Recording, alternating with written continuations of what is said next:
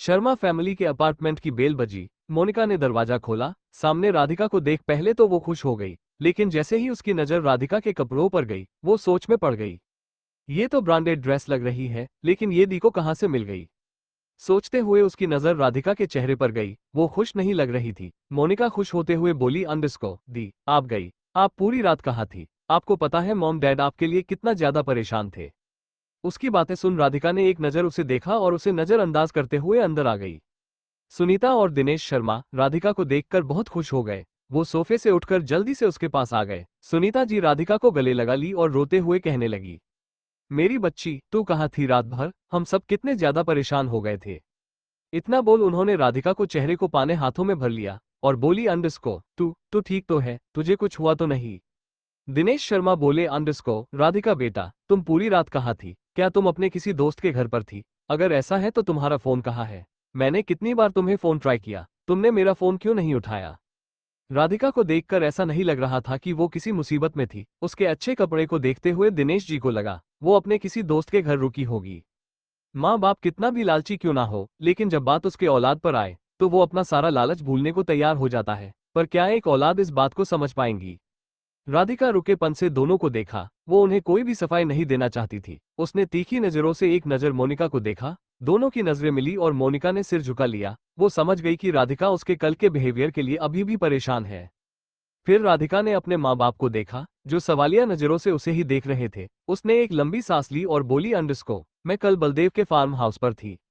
ये सुनकर सभी हैरान और खुश हो गए। उसने आगे कहा, अंडरस्को कल रात मुझे कुछ लोगों ने किडनैप कर लिया था। अगर बलदेव मुझे नहीं बचाते तो मैं आज आप सबके सामने जिंदा नहीं होती। मैंने आपका फोन नहीं उठाया क्योंकि मेरा फोन मेरे पास नहीं था। इतना बोल वो अपने कमरे में चली गई। उसके जाते ही मोनिका खुश होते हुए बोली, अंडरस्को मॉम आपने सुना, दी ने कहा वो बलदेव के साथ। इसका मतलब? वो इतनी ज्यादा खुश की कहते कहते रुक गई। इस पर सुनीता जी बोली, अंडरस्को अब बस आगे भी सब कुछ अच्छा हो। मॉम मॉम सब अच्छा होगा, आप ज्यादा मत सोचो। अपने दी के कपड़े देखे, आपको पता है जो ड्रेस दी ने पहने थे उसकी कीमत 20,000 रुपए है। अंडरस्को मोनिका एक्साइटेड होते हुए बोली। उसकी बातें सुन सुनीता जो भी यह सुनकर हैरान हुई। 20,000 की एक ड्रेस एक मिडिल क्लास के लिए बहुत मायने रखता है। सुनीता जी खुश थी। आफ्टर ऑल वो लोग कितने दिनों से इसी दिन का इंतजार कर रहे थे। इन सब के बीच दिनेश शर्मा खुश नहीं लग रहे थे। इन्हें ये सब अच्छा नहीं लग रहा था, पर कहीं न कहीं वो भी यही चाहते थे। उन्होंने कुछ नहीं कहा और अपने कमरे में चले गए। वही हाल में माँ बेटी ने खुश होते हुए एक दूसरे को गले लगा लिया। अमेरिका में रात के 10 बज रहे थे। एक बंगले की डाइनिंग टेबल पर एक लड़की बैठी थी और उसके सामने माया। माया बहुत शांत लग रही थी। उसके चेहरे पर कोई भाव नहीं था।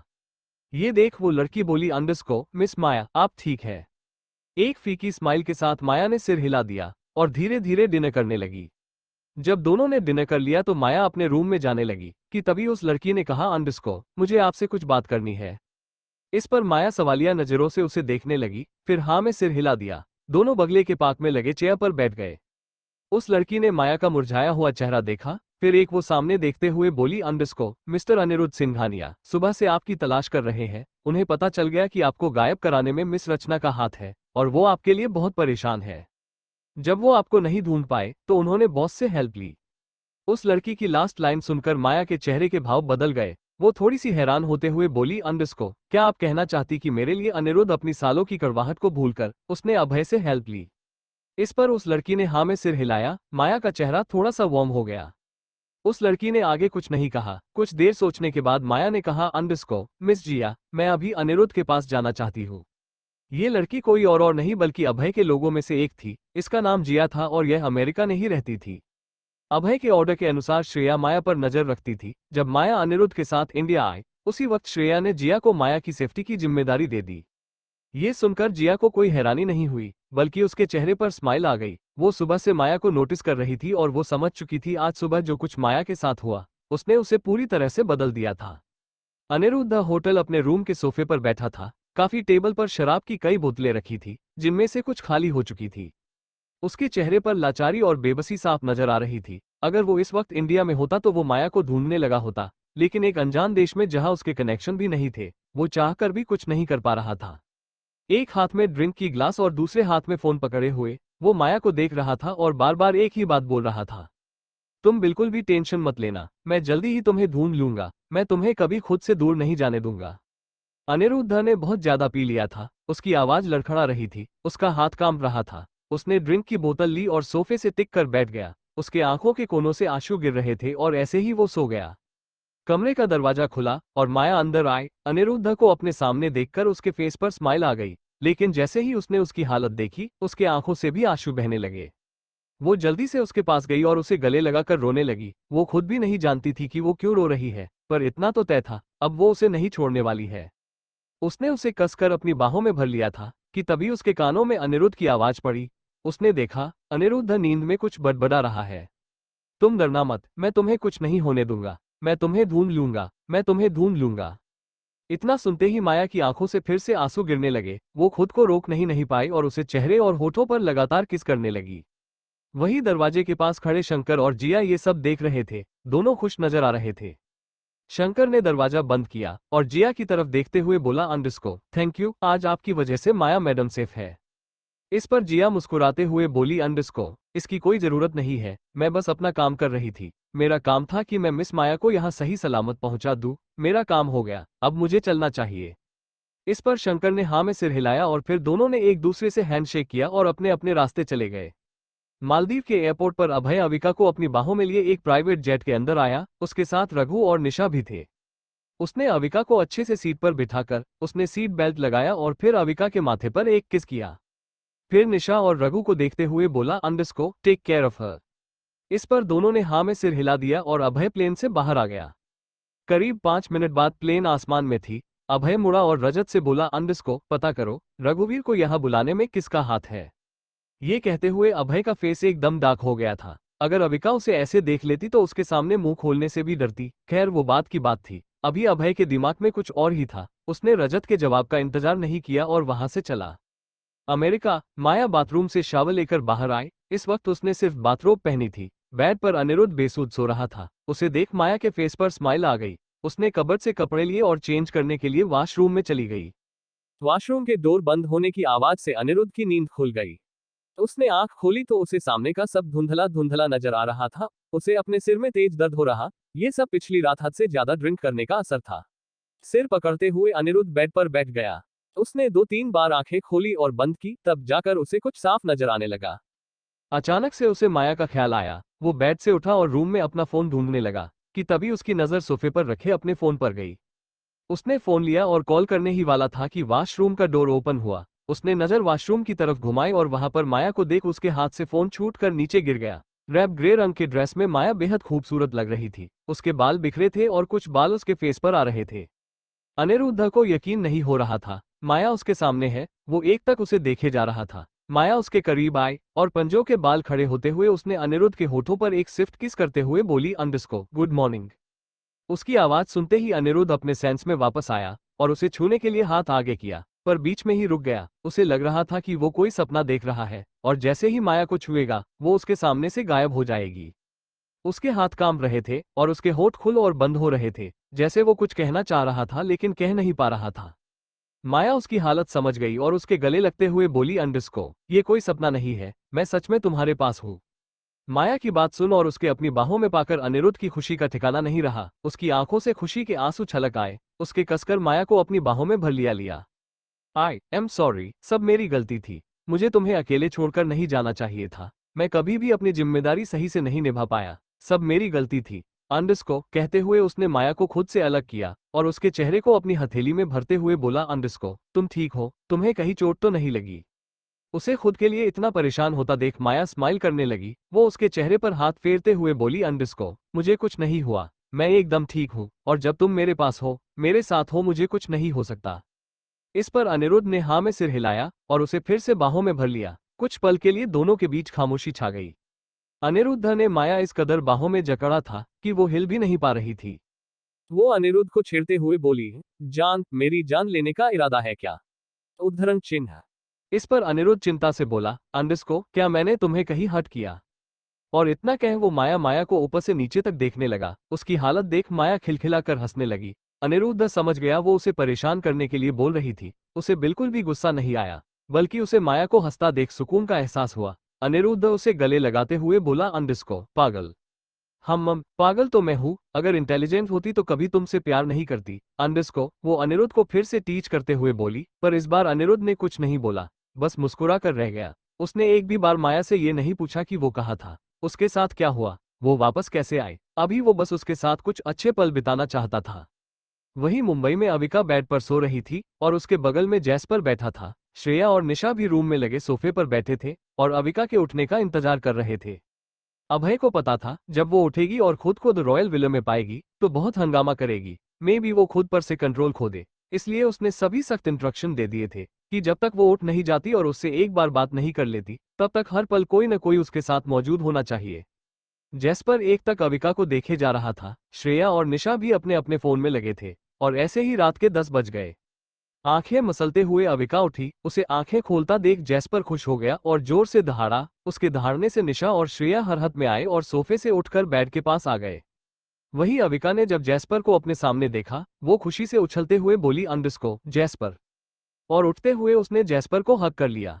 जैस्पर, मैंने तुम्हें बहुत मिस किया, बहुत बहुत बहुत ज्यादा मिस किया अंडरस्को, अविका एक्साइटेड होते हुए बोली। जैस्पर भी उसकी बातों से एग्री होते हुए धीरे से दहाड़ा।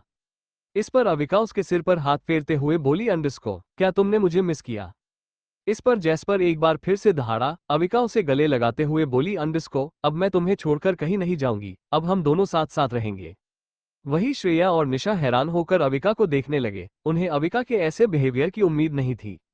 अविका को जैस्पर के साथ इतनी बिजी हो गई थी कि उसे एहसास ही नहीं हुआ कि उसके और जैस्पर के अलावा भी कमरे में कोई है। जैस्पर के अलावा उसका यहाँ पर कोई दोस्त नहीं था। वो ये भी जानती थी कि जैस्पर इंसानों की भाषा समझता था, इसलिए वो जैस्पर से अपनी सारी बातें शेयर करती थी। अभी भी वो उसे मालदीव के किस्से सुना रही थी।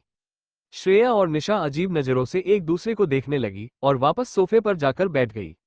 आर देखते ही देखते रात के 11 बज गए। अविका के मुंह से रंजीत मेहरा की तारीफ सुनकर जैस्पर को बिल्कुल अच्छा नहीं लगा। उसे तो भरोसा ही नहीं हो रहा था कि रंजीत मेहरा अविका के साथ जेंटली पेश आए थे।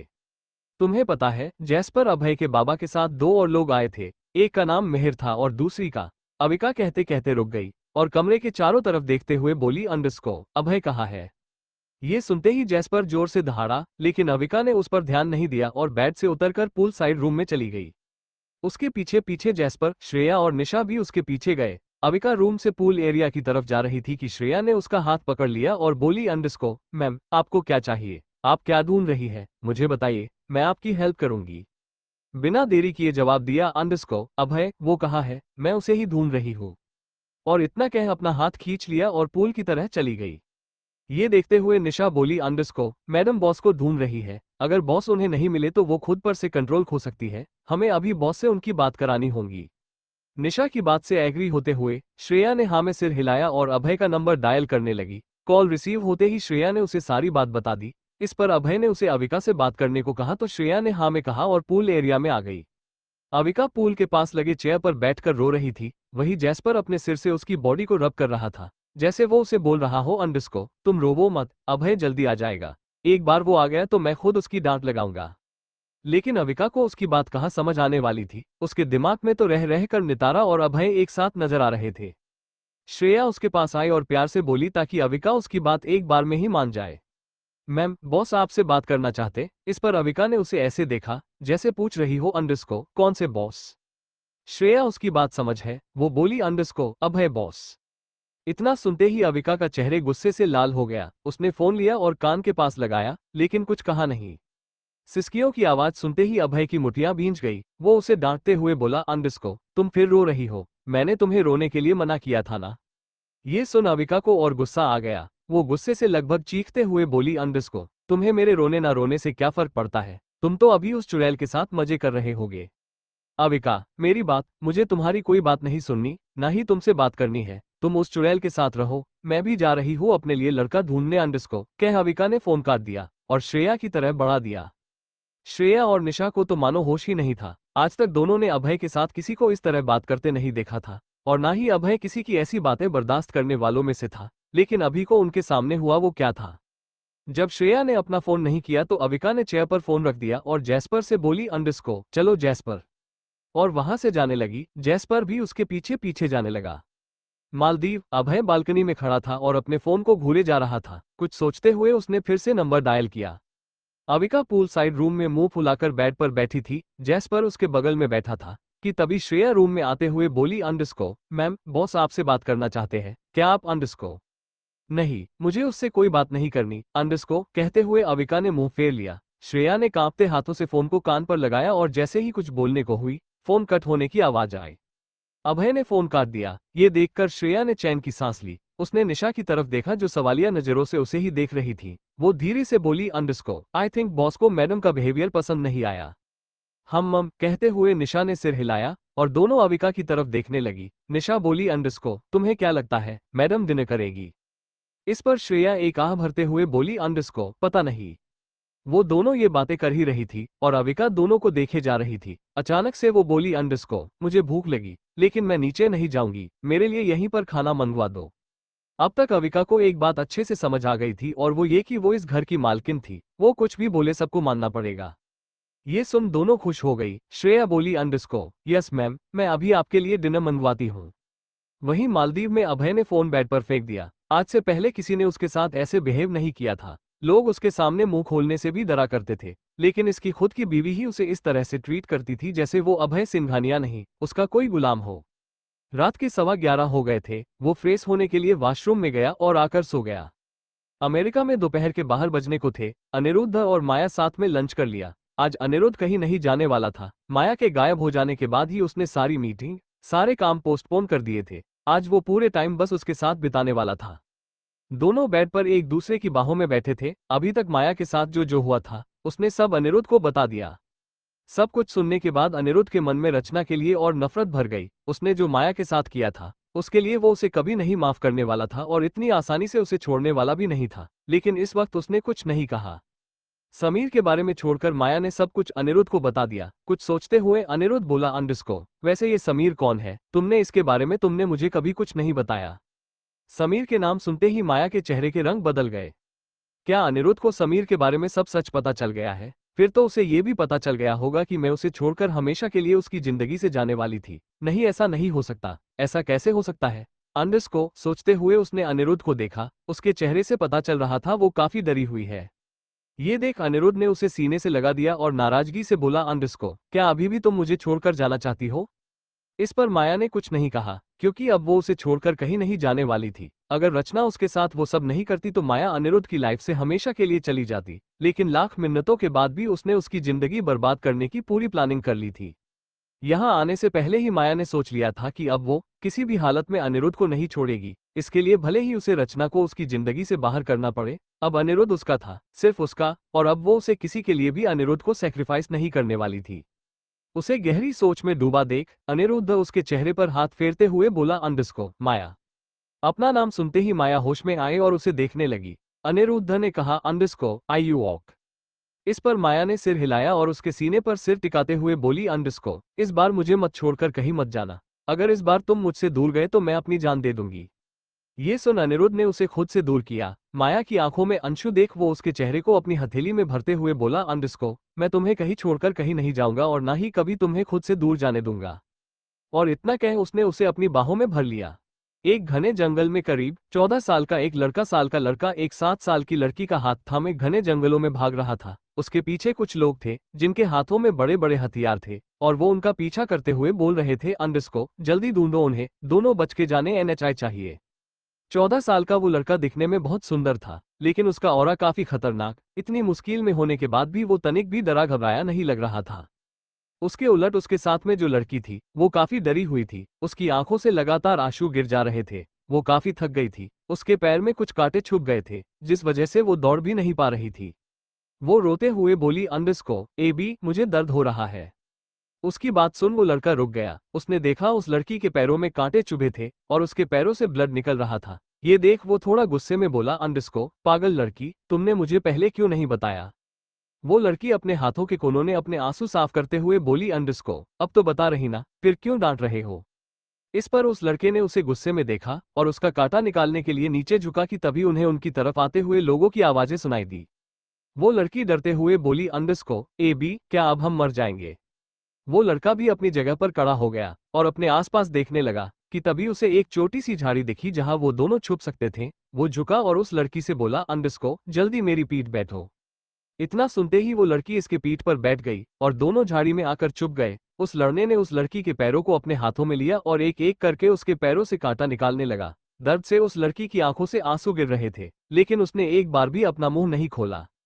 उस लड़के ने अपनी इनरवियर फाड़ कर उस लड़की के पैरों में बांध दिया और उसे अपनी बाहों में लेकर बैठ गया। दोनों थके हुए थे और ऐसे ही सो गए। बंदूक चलने की आवाज से उस लड़के की नींद खुली। उसने देखा कुछ लोग उस लड़की को अपने साथ पकड़कर ले जा रहे हैं। वो लड़का उनके पीछे जाते हुए बोला, अंडरस्को दिया दिया। कि तभी गोलियां चलने की आवाज आई और अभय की नींद खुल गई। वो जोर जोर से सांसें ले रहा था। पसीने से उसका पूरा शरीर भीग चुका था। अभय ने दोनों हाथ अपने चेहरे पर रख दिए। इतने दिनों बाद आज फिर से ये क्यों? ये सोचते हुए अभय को याद आया, आज वो अकेले सो रहा था। अविका उसके बगल में नहीं थी। उसने फोन लिया और अविका की फोटो देखने लगा। अचानक से उसे अविका को फोन करने का ख्याल आया। उसने इस बारे में ज्यादा नहीं सोचा और उसे कॉल लगा दिया। Mumbai, the royal villa. हमेशा की तरह आज भी पूल साइड रूम की लाइट ऑन थी। अविका अभय की फोटो लेकर बेड पर बैठी थी और उसे कोसते हुए रो रही थी। मुंबई, द रॉयल विला के पूल साइड रूम में अविका अपनी और अभय की शादी की फोटो फ्रेम को हाथ में लिए रो रही थी। तुम बहुत बुरे हो, मुझसे बिल्कुल भी प्यार नहीं करते। तुम उस मित्रा से प्यार करते हो, तभी तो मुझे अकेले यहाँ भेज दिया। मामी सही कहती थी, मेरे में ही दोष है, इसलिए कोई मुझसे प्यार नहीं करता। सब मुझे छोड़कर चले जाते हैं। तुम भी एक दिन मुझे छोड़ दोगे, मैं फिर से अकेली हो जाऊंगी। कहते हुए वो फ्रेम को गले लगाकर बेड पर लेट गई कि तभी साइड टेबल पर रखा उसका फोन बजा। स्क्रीन पर अभय का नाम देखते ही वो उठकर बेड पर बैठ गई। उसने फ्रेम को साइड में रखा और फोन रिसीव किया। अभय कुछ बोलने को हुआ कि तभी उसे अविका की सिसकियों आवाज आई और गुस्से से उसने अपनी मुट्ठियां बंद कर ली। उसने टाइम देखा तो रात के 12 बजने वाले थे। इंडिया के मुकाबले मालदीव का टाइम आधे घंटे पीछे है। अभी मालदीव में 12 बज रहे हैं। इसका मतलब इंडिया में रात के 12:30 बज रहे होंगे। वो मन ही मन बोला, अंडरस्को मैं इस लड़की का क्या करूं, इतनी रात हो गई और सोने की बजाय ये रो रही है। कुछ समय दोनों तरफ खामोशी छाई रही। आखिर में अभय बोला, अंडरस्को तुम रो रही हो। इस बार अभय ने उसे डांटा नहीं, बल्कि प्यार से पूछा। अविका सीसीकिया लेते हुए बोली, अंडरस्को नहीं। इस पर अभय ने कहा, अंडरस्को तो अब तुम मुझसे झूठ भी बोलने लागे। अविका सिसकिया लेते हुए बोली, अंडरस्को नहीं। ये सुन अभय के होठों पर हल्की सी स्माइल आ गई। वो बोला, अंडरस्को अभी तक सोई क्यों नहीं? इस पर अविका ने कहा, अंडरस्को तुम भी तो नहीं सोए। अभय शांत रहा। वो तो सो चुका था। अगर उसे वो सपना ना आता तो अभी भी वो सो रहा होता। कुछ पल के लिए दोनों शांत हो गए। अविका बोली, अंडरस्को तुम कब आ रहे हो? बहुत जल्दी अंडरस्को, अभय ने कहा तो अविका बोली, अंडरस्को जल्दी आना और इस चुड़ैल से दूर रहना। इस पर अभय बस मुस्कुरा कर रह गया। कुछ देर दोनों ने बात की और अभय ने उसे सोने का बोलकर फोन रख दिया। बातें करते करते वो बालकनी में आ गया था। ठंडी हवाएं उसे छूकर गुजर रही थी। उसने आंखें बंद की और उस सपने के बारे में सोचने लगा। 10 साल से यह एक सपना उसे परेशान करता था। वो जितना इसे भूलने की कोशिश करता, उतना ही वो गुजरे हुए दिन याद आते। 6 महीने पहले उसने शिमला की सड़कों पर अविका को एक बच्चे के साथ आइसक्रीम के लिए लड़ते देखा था। उस वक्त तो उसने उस पर ज्यादा ध्यान नहीं दिया और मुंबई लौट आया। इसके बाद से उसे वो डरावना सपना आना बंद हो गया और उसकी जगह उसे सपने में अविका एक बच्चे से लड़ते हुए नजर आती। अभय ने अविका को बस एक नजर देखा था। ऐसे में वो उसका स्क्रैच भी नहीं बनवा सकता था। ऐसा नहीं था कि उसे अविका याद नहीं थी या फिर उसकी याददाश्त कमजोर थी, बल्कि बात यह थी कि उसने उसे ध्यान से नोटिस नहीं किया था। ऐसे में वो बस उसे सामने से देखकर ही पहचान सकता था। उसने अविका के बारे में पता करने की बहुत कोशिश की, पर कुछ भी हाथ नहीं लगा। ऐसे ही 6 महीने बीत गए और हर रोज उसे वो सड़क वाली लड़की नजर आती। इन 6 महीनों में वो दिन भी चैन से नहीं सो पाया। फिर भी वो खुश था। ये सपना उसके बचपन के उस डरावने सपने से कई फीसदी अच्छा था। और एक अचानक से अविका उसके सामने आ गई। उसे देखते ही अभय को एक शांति महसूस हुई। उस एक पल में उसने उससे शादी करने का डिसाइड कर लिया। उसे न तो उसके पास से मतलब था और ना ही फैमिली से। उसे मतलब था तो बस उस लड़की से जो अब उसके साथ पूरी लाइफ रहने वाली थी। सब कुछ याद करते हुए उसके आंखों के सामने उसकी जिद्दी और चिल्डिश वाइफ का चेहरा सामने आ गया और उसके फेस पर एक प्यारी सी स्माइल। उसने आंखें खोली और कमरे में जाने के लिए मुड़ा कि तभी उसे कुछ आवाजें सुनाई दी। वो बालकनी से बाहर देखने लगा। कुछ ही सेकंड में एक कतार में कई सारे आदमी अपने हाथों में टॉर्च और गन लिए आइलैंड को हर तरफ से घेर रहे थे। ये सब देखने के बाद भी अभी को हैरानी नहीं हुई, बल्कि उसके फेस पर एक डेविल स्माइल आ गई। So finally you I back अंडरस्को, और इतना बोल वो कमरे में वापस लौट गया और सो गया। अमेरिका के एक रेस्टोरेंट में अनिरुद्ध को एक मीटिंग के लिए आया था। वैसे तो उसने सारी मीटिंग पोस्टपोन कर दी थी और वो आज का पूरा समय माया के साथ बिताने वाला था, पर एक अर्जेंट मीटिंग अटेंड करने के लिए रेस्टोरेंट में आना पड़ा। वो माया को भी साथ लाया। माया को पता था अनिरुद्ध कम से कम 2-2.5 घंटे बिजी रहने वाला है, इसलिए उसने अनिरुद्ध से परमिशन लेकर समीर को भी उसी रेस्टोरेंट में बुला लिया। रेस्टोरेंट के एक प्राइवेट रूम में समीर और माया सोफे पर एक साथ बैठे थे। दोनों के हाथ में कॉफी का कप का था और दोनों काफी समय से बातें कर रहे थे। रचना ने उसके साथ कैसा सलूक किया और वो कैसे उसके बिछाए जाल से बची, उसने एक एक बात समीर को बता दिया। सब कुछ सुनने के बाद समीर को काफी गुस्सा आया, पर अब वो कुछ नहीं कर सकता था। वो बोला, अंडरस्को, तो तुम्हें अभय सिंघानिया के लोगों ने बचाया? माया ने हाँ में जवाब दिया। कुछ सोचते हुए समीर ने पूछा, अंडरस्को, तुमने कहा कि वो किडनैपर तुम्हें अभय सिंघानिया के एजेंट के पास ले गए। इसका मतलब उन्हें पहले से रचना के यहाँ आने और उनके प्लान के बारे में पता था। ये सुन माया भी सोच में पड़ गई। उसने तो इस बात पर ध्यान ही नहीं दिया था। वो बोली, अंडरस्को, एक्चुअली ये पहली दफा नहीं था, पहले भी कई बार अभय के लोगों ने मेरी हेल्प की है। क्या तुमने पहले कभी इस बारे में नहीं सोचा, अंडरस्को? समीर ने पूछा। तो माया ने ना में सिर हिला दिया। समीर बोला, अंडरस्को, बुद्धू लड़की, अभय सिंघानिया ने तुम्हारे पीछे अपने आदमी लगाए हुए हैं। ये सुन माया हैरान होते हुए समीर को देखने लगी। उसका चेहरा बता रहा था कि उसे अभी भी इस बात पर यकीन नहीं है। उसके बेवकूफों जैसा एक्सप्रेशन देखकर समीर को हंसी आ गई और जोर जोर से हंसने लगा। वही माया उसे गुस्से से घूरने लगी। ऑक ऑक, सॉरी, मुझे तुम पर ऐसे नहीं हंसना चाहिए, अंडरस्को, कहते हुए समीर अपनी हंसी कंट्रोल करने लगा। पर माया का क्यूट एंग्री एक्सप्रेशन देखते ही वो फिर से हंसने लगा। हंस लो, अब तुम भी मुझ पर हंस, सब तो पहले से ही मेरा मजाक उड़ाते थे। बची कुची कसर तुम पूरी कर लो, अंडरस्को, वो नाराजगी से बोली और मुंह फुलाकर बैठ गई। समीर ने हंसना बंद कर दिया और अपना गला साफ करते हुए बोला, वैसे तुम्हें क्या लगता है अभय सिंघानिया तुम्हारे पीछे अपने आदमी क्यों लगाएगा? आई मीन वो इंडिया का रिचेस्ट मैन है, एंड जहां तक मैंने सुना है उसे अपनी फैमिली से भी ज्यादा मतलब नहीं है। सगे बड़े भाई होने के बाद भी उन्हें और मिस्टर अनिरुद्ध सिंघानिया को कभी साथ नहीं देखा गया। इनफैक्ट उन दोनों को कभी किसी ने देखा ही नहीं। और एक बार तुमने ही बताया था कि दोनों भाइयों में बचपन से ही बनता। अभय 15 साल की उम्र से ही अपने परिवार से दूर रहने लगा था। अब ऐसे में वो तुम्हें as a sister in law protect करेगा नहीं, और ना ही तुम किसी अमीर फैमिली से बिलोंग करती हो। फिर क्या रीजन हो सकता है तुम्हारे पीछे अपने आदमी लगाने का? सब कुछ सुनने के बाद माया भी सोच में पड़ गई। उसे भी कुछ समझ नहीं आ रहा था। समीर और माया सोच में डूबे थे। अभय माया के पीछे अपने आदमी को क्यों लगाया हुआ है, दोनों को जो समझ नहीं आ रहा था। पर उन्हें इतना तो यकीन था कि अभय माया को शुरू से प्रोटेक्ट कर रहा है, लेकिन क्यों ये उन्हें समझ नहीं आ रहा था। दोनों ने एक दूसरे को देखा। समीर बोला, अंडरस्को, क्या तुम इस बारे में मिस्टर सिंघानिया को बताने वाली हो? इस पर माया ने कुछ सोचा और बोली, अंडरस्को, नहीं, अगर मैंने अनिरुद्ध को इस बारे में बताया तो बेवजह का बवाल हो सकता है। अब तक तो तुम भी उसके नेचर से वाकिफ हो गए हो। तो समीर बोला, अंडरस्को, हाँ, मिस्टर सिंघानिया को गुस्सा थोड़ा जल्दी आता है। वो कई बार सोचने से पहले की कदम उठा लेते हैं, लेकिन मुझे नहीं लगता वो दिल के बुरे हैं। तुम उसके साथ नई शुरुआत करने जा रही हो। तुम्हारे रास्ते में बहुत सारे दुश्मन आएंगे जो तुम्हें और अनिरुद्ध को अलग करने की कोशिश करेंगे। ऐसे में एक गलत फहमी भी तुम्हारे रिश्ते को खराब कर सकती है। इसलिए मुझे लगता है तुम्हें मिस्टर सिंघानिया को इस बारे में बता देना चाहिए। बाकी तुम्हारी मर्जी। इस पर माया ने थोड़ी देर सोचा और फिर हाँ में सिर हिला दिया। दोनों ऐसे ही 1 घंटे तक बातें करते रहे। 1 घंटे बाद दरवाजे पर दस्तक हुई। अनिरुद्ध रूम में आया। उसे देखते ही समीर सोफे से उठ गया। उसने अनिरुद्ध को ग्रीट किया। बदले में अनिरुद्ध ने भी उसे विश किया। समीर साइड में लगे सोफा चेयर पर बैठ गया और अनिरुद्ध माया के बगल में। टेबल पर कुछ स्नैक्स और काफी कप देखकर वो बोला, अंडरस्को, तुम दोनों ने कुछ खाया नहीं? समीर कुछ बोलने को हुआ पर रुक गया। अनिरुद्ध प्यार से माया को देख रहा था और अपने पूछे गए सवाल का जवाब का वेट कर रहा था। समीर समझ गया ये सवाल सिर्फ माया के लिए था। वो तो बेकार में ही कबाब में हड्डी बना बैठा है। हालांकि माया और अनिरुद्ध को साथ में देखकर उसे काफी अच्छा लगा। पहले जब कभी भी वो माया से अनिरुद्ध के बारे में सुनता उसे बहुत गुस्सा आता। उसने मन में अनिरुद्ध का कैरेक्टर एक फिल्मी विलेन की तरह बन गया था, जिसकी घर में पहले से बीवी थी, फिर भी वो बाहर दूसरी लड़कियों के साथ जबरदस्ती किया करता था।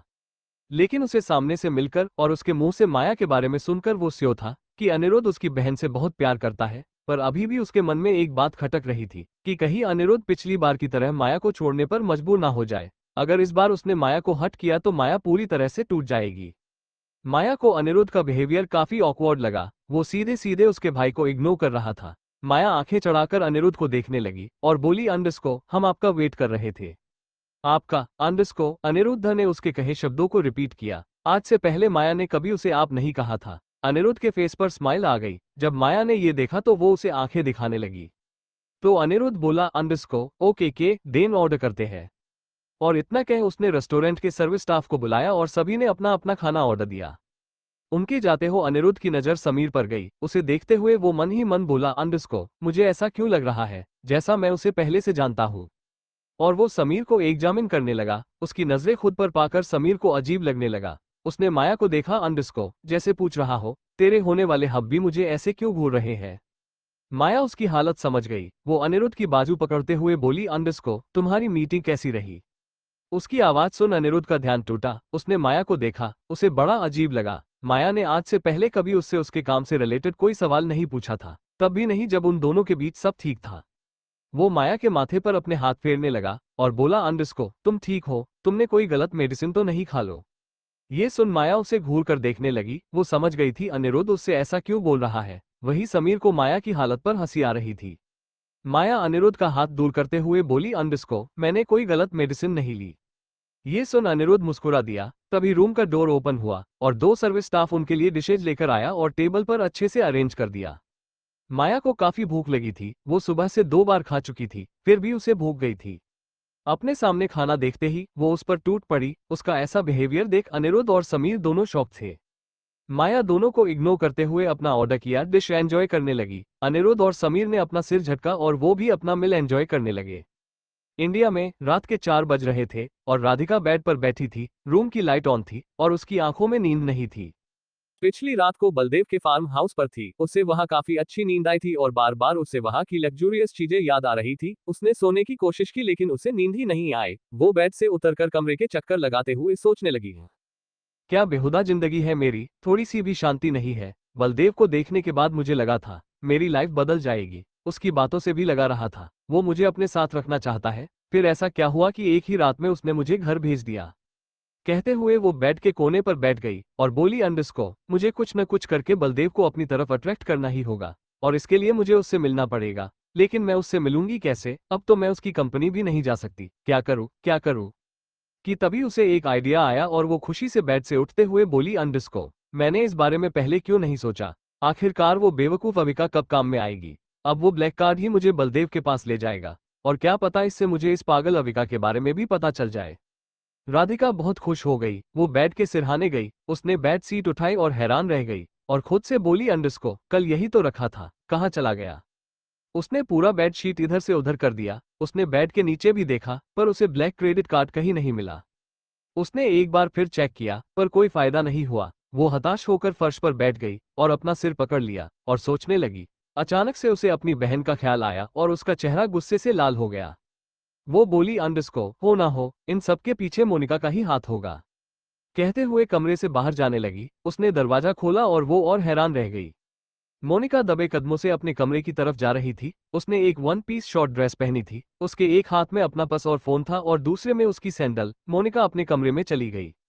राधिका मन में बोली, अंडरस्को, ये इतनी रात वो कहाँ से आ रही है। देखकर तो लगता है जरूर किसी नाइट क्लब में पार्टी करने गई होगी।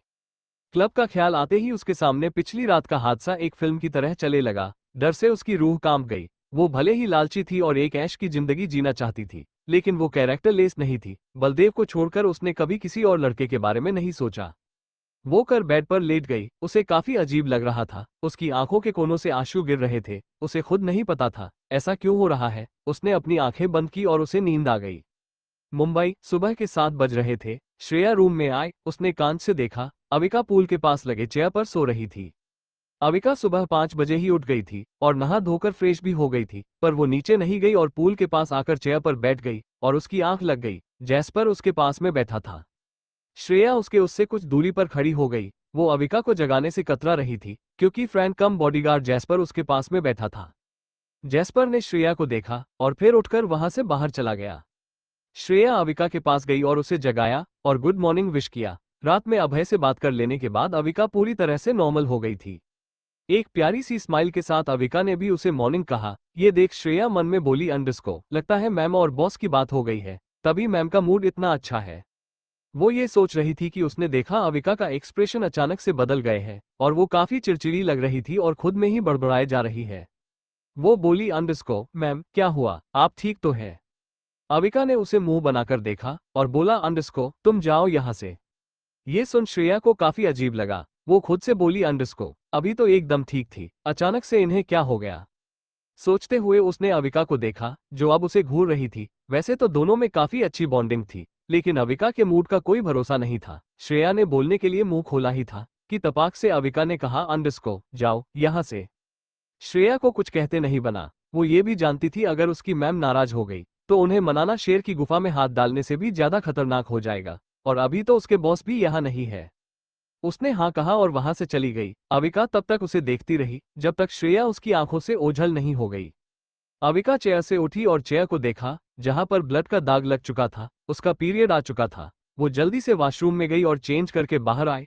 उसने चेयर को क्लीन किया, फिर चैन की सांस लेते हुए बोली, अंडरस्को अच्छा हुआ अभय यहाँ नहीं है, अगली बार से मुझे ध्यान देना पड़ेगा।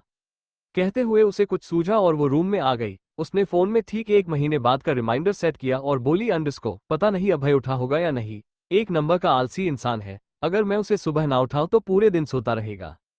कहते हुए उसने कॉन्टैक्ट में अभय का नंबर निकाला। फोन करूं या नहीं, मैं ही क्यों करूं, उसे भी तो करना चाहिए, अभी तो मैं सबसे पहले कुछ खा लेती हूँ। खुद से बातें करते हुए वो नीचे डाइनिंग रूम में आ गई। उसे देखते ही सब ने उसे ग्रीट किया। बदले में अविका ने भी सबको ग्रीट किया और आकर डाइनिंग टेबल पर बैठ गई और अपना ब्रेकफास्ट करने लगी। दूसरी तरफ शर्मा फैमिली में सभी लोग डाइनिंग टेबल के चारों तरफ बैठे थे और ब्रेकफास्ट कर रहे थे। वहीं राधिका की तीखी नजरें मोनिका पर थी। मोनिका ने एक बहुत ही प्यारा सा इयररिंग पहना था जिसमें छोटे छोटे डायमंड लगे थे। राधिका ने अंदाजा लगाया कि मोनिका उस कार्ड का इस्तेमाल कर चुकी है। उसे बड़ा गुस्सा आया और उसने डिसाइड किया कि वो इस बारे में मोनिका से बात करेगी। राधिका की तीखी नजरें खुद पर पाकर मोनिका समझ गई कि ब्लैक क्रेडिट कार्ड के गायब होने की खबर उसकी बहन को लग चुकी है, लेकिन इससे उसे ज्यादा फर्क नहीं पड़ा। वो मन ही मन बोली, अंडरस्को आप और बलदेव पहले से साथ हो, बलदेव ने आपको ब्लैक क्रेडिट कार्ड भी दिया जिसकी कोई लिमिट नहीं है और अपने साथ फार्म हाउस पर भी ले गया, पर आपने हमसे सारी बात छुपाई, अब तो मैं आपको वो ब्लैक कार्ड नहीं दूंगी। मोनिका को लग रहा था जो क्रेडिट कार्ड उसकी बहन के पास था वो उसे बलदेव ने दिया होगा। वो बहुत खुश थी। पीछे शाम जब उसके अमीर दोस्तों ने उसके पास ब्लैक कार्ड देखा तो सब हैरान हो गए और उससे इस बारे में पूछने लगे। मोनिका ने हंसते हुए सभी की बातों को इग्नोर कर दिया। उसके सारे फ्रेंड्स अमीर फैमिली से थे पर किसी के पास भी ब्लैक कार्ड नहीं था। मोनिका ने शो ऑफ करते हुए सभी को ट्रीट दी। सब उससे काफी इम्प्रेस हुए। उसके ग्रुप के जो लड़के उसे कभी देखते भी नहीं था वो सब उसके साथ फ्लर्ट कर रहे थे। दो ने तो उसे अपनी गर्लफ्रेंड बनने का ऑफर भी दिया था। ये देखकर मोनिका खुश भी थी और अपनी बहन को कोस भी रही थी क्योंकि राधिका ने उसे क्रेडिट कार्ड के बारे में नहीं बताया था। ब्रेकफास्ट करने के बाद मोनिका सीधे अपने रूम में चली गई। उसके पीछे राधिका भी उसके रूम में गई और रूम का डोर बंद कर दिया। वो बहुत गुस्से में थी। उसे देखकर एक पल के लिए मोनिका भी डर गई। राधिका उसके पास आई और उसके कान को गिरने लगी और दांत पीसते हुए बोली, अंडरस्को क्रेडिट कार्ड कहाँ है? तो मोनिका अनजान बनते हुए बोली, अंडरस्को क्रेडिट कार्ड? आप किस क्रेडिट कार्ड की बात कर रही हो? ये सुन राधिका को और गुस्सा आया। उसने मोनिका की बाजू पकड़ ली। मोनिका को अपने हाथों में दर्द होने लगा। वो अपना हाथ छुड़ाते हुए बोली, अंडरस्को दी क्या कर रही हो, दर्द हो रहा है? तो राधिका बोली, अंडरस्को मोनी मैं तुझसे लास्ट टाइम पूछ रही हूँ क्रेडिट कार्ड कहाँ है?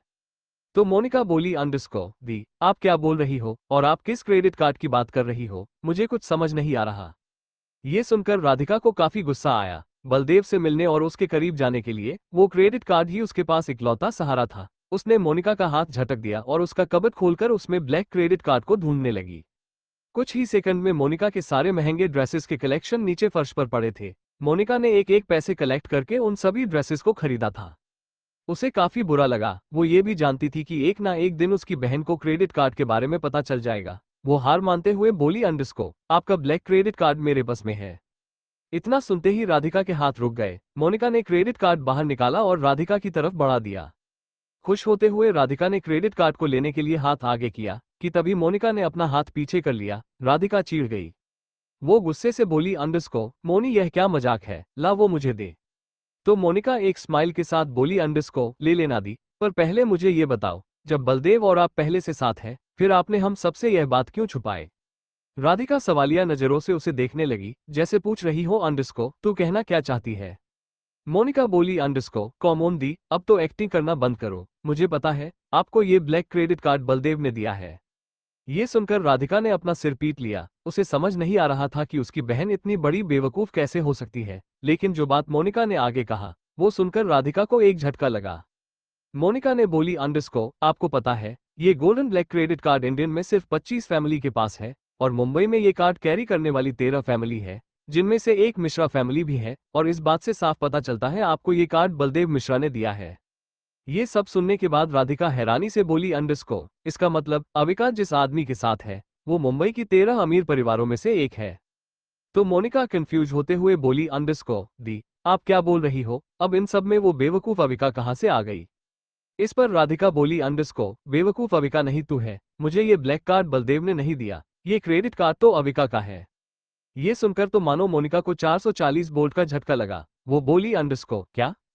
उसके बाद राधिका ने उसे सारी बात बता दी। सब सुनकर मोनिका सदमे में चली गई। उसे अविका की किस्मत से जलन होने लगी। अचानक से गुस्से में बोली अंडरस्को उस अविका की किस्मत इतनी अच्छी कैसे हो सकती है? नहीं, ऐसा नहीं हो सकता, मैं इस बात को मान ही नहीं सकती।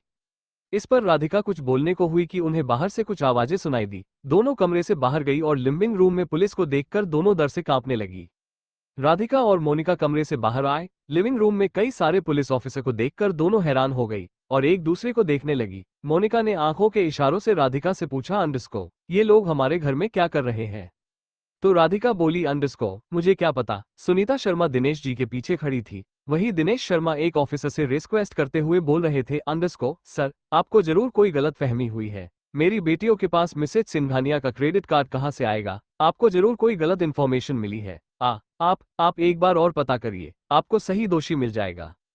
इस पर वो पुलिस ऑफिसर बोला अंडरस्को देखो मिस्टर, हमें हमारा काम मत समझाओ। एक बार घर की तलाशी हो गई तो सारा झूठ सच बाहर आ जाएगा। इतना बोल उस ऑफिसर ने अपने जूनियर ऑफिसर्स को अपार्टमेंट की तलाशी लेने का ऑर्डर दिया और सारे ऑफिसर अपने काम में लग गए। दिनेश शर्मा अभी भी उस पुलिस ऑफिसर से रिक्वेस्ट कर रहे थे। वही राधिका और मोनिका ने जैसे ही सुना वो ऑफिसर ब्लैक कार्ड की वजह से वहां आए हैं, दोनों डर से कांपने लगी। धीरे से मोनिका बोली अंडरस्को दी आपने तो कहा था आपको क्रेडिट कार्ड अविका के पास से मिला, फिर ये पुलिस वाले मिसेज सिंघानिया का नाम क्यों ले रहे हैं? राधिका भी ये बात सुनकर बहुत हैरान थी, पर उसने इस पर ज्यादा ध्यान नहीं दिया। वो बोली अंडरस्को तूने क्रेडिट कार्ड कहाँ रखा है? तो मोनिका थोड़ा डरते हुए बोली अंडरस्को दी वो तो कमरे में ही है। और फिर दोनों जल्दी से कमरे की तरफ भागी। अभी तक दोनों पर किसी का ध्यान नहीं गया था। कमरे में पहले से पुलिस तलाशी ले रही थी। ये देखकर दोनों डर से कांपने लगी और एक दूसरे के हाथ थाम कर खड़ी हो गई। द रॉयल विला में अविका पेट के बल बेड पर लेटी हुई थी और फोन में अपनी और अभय की मालदीव में ली गई फोटो देख रही थी। उसे कुछ भी अच्छा नहीं लग रहा था। ऊपर से उसे अभय की याद भी आ रही थी। तुम बहुत बुरे हो, तुम्हें तो मेरी याद भी नहीं आती, तुमने अभी तक मुझे फोन नहीं किया अंडरस्को कहते हुए उसने फोन साइड में रख दिया और करवट बदलकर छत की सीलिंग को देखने लगी। अचानक से उसे कुछ सूझा। उसने फोन लिया और एक नंबर डायल किया। मालदीव में सुबह के करीब 10:15 हो रहा था। अभय मीटिंग रूम में था। रूम में करीब 20 से 25 लोग थे। टेबल पर कई तरह के गन और रिफाइल रखे थे। प्रोजेक्टर पर भी लेटेस्ट वेपन के सारे मॉडल्स एक के बाद एक शो हो रहे थे। एक 25 से 28 साल के करीब का आदमी सभी वेपन के बारे में एक्सप्लेन कर रहा था, जिसका चेहरा सफेद और उसके बाल बुरे थे। वो दिखने में विदेशी जान पड़ रहा था। इसी बीच टेबल पर रखा अभय का फोन बजा। ऐसा बहुत ही कम बार हुआ होगा जब अभय ने अपना फोन साइलेंट किया हो। शायद ये इसलिए था क्योंकि उसे किसी बात का डर नहीं था। सभी ने एक साथ फोन की तरफ देखा। अभय ने भी फोन की स्क्रीन को देखा। अविका का नंबर देखते ही उसका चेहरा वार्म हो गया। उसने फोन उठाया और जैसे ही कान के पास लगाया वैसे ही अविका गुस्से में बोली अंडरस्को तुम अभी कहाँ हो? तुमने मुझे फोन क्यों नहीं किया? कहीं तुम इस चुड़ैल के साथ तो नहीं हो? तुम्हारी हिम्मत कैसे हुई उस चुड़ैल से बात करने की? देखो मैं आखिरी बार बोल रही हूँ, उससे दूर रहना। अविका लगातार बोले जा रही थी। उसने अभय को हेलो बोलने का भी मौका नहीं दिया। वही अभय दूसरे हाथ से अपने माथे पर उंगली फेर रहा था। लाचारी उसके चेहरे पर साफ नजर आ रही थी। सभी लोगों की नजरें उसी पर टिकी थी। उनके चेहरे बता रहे थे कि वो सब क्यूरियस है, ये जानने के लिए अभय किससे बात कर रहा है, क्योंकि उनमें से एक ने भी अभय को पहले कभी इस हालत में नहीं देखा था। 5 मिनट लगातार बोल लेने के बाद अविका को रियलाइज हुआ अभी तक अभय ने एक शब्द भी नहीं कहा है। वो बोली तुम कुछ बोल क्यों नहीं रहे? इस पर अभय ने एक नजर सभी को देखा और सभी मीटिंग रूम से बाहर चले गए। इसी बीच अविका फिर से बोली क्या तुम मुझसे गुस्सा हो इसलिए मुझसे बात नहीं कर रहे? यह सुनकर अभय की भौवें तन गई। वो सोचने लगा उसकी बीवी कितना जल्दी रंग बदलती है। नहीं अंडरस्को, उसने एक शब्द में जवाब दिया। ये सुनकर अविका बोली अंडरस्को फिर तुम अभी तक कुछ बोल क्यों नहीं रहे थे? तो अभय ने कहा अंडरस्को तुमने मुझे बोलने का मौका दिया। तो अविका बोली वो तो इसलिए क्योंकि तुम कुछ बोल ही नहीं रहे थे, तुम बोलते तो मैं चुप हो जाती। दोनों ने करीब 15 मिनट बात की और फोन रख दिया। अभय से बात हो जाने के बाद अविका काफी हद तक रिलैक्स हो गई। उसने देखा अभी तक जैस्पर वापस नहीं आया है, इसलिए वो उसे देखने के लिए कमरे से बाहर चली गई। वही शर्मा फैमिली के घर पर एक लेडी पुलिस ऑफिसर को वो क्रेडिट कार्ड मिल गया। उसने कमरे में मौजूद अपने साथी ऑफिसर को ये बात बताई और दोनों कमरे से बाहर जाने लगी कि तभी राधिका और मोनिका ने उनका रास्ता रोक लिया। एक लेडी पुलिस ऑफिसर को ब्लैक क्रेडिट कार्ड मिल गया। उसने कमरे में मौजूद अपने साथी ऑफिसर को ये बात बताई और दोनों कमरे से बाहर जाने लगी कि तभी राधिका और मोनिका ने उनका रास्ता रोक लिया। वो दोनों बहुत डरी हुई लग रही थी। एक ऑफिसर ने दोनों को रास्ते से हटने को कहा, लेकिन दोनों अपनी जगह से हिली भी नहीं। दोनों ऑफिसर आगे बढ़ी। इससे पहले वो दोनों के साथ कुछ करती वहां सुनीता शर्मा आ गई। अपनी बेटियों की हरकत देखकर उन्हें काफी गुस्सा आया। वो पहले ही ऑफिसर से बहुत रिक्वेस्ट कर चुकी थी और अब उनकी दोनों बेटियां उन्हें और नीचे गिराने और मुसीबत बढ़ा रही थी। उन्होंने राधिका और मोनिका का हाथ पकड़ा और दोनों को खींचते हुए बालकनी में गई। वो दांत पीसते हुए बोली, अंडरस्को, इस बार तुम दोनों क्या किया है, सच सच बताओ, झूठ बोलने के बारे में सोचना भी मत। तो राधिका बोली, अंडरस्को, मॉम हमने कुछ नहीं किया, आप बेवजह हम पर शक कर रही है।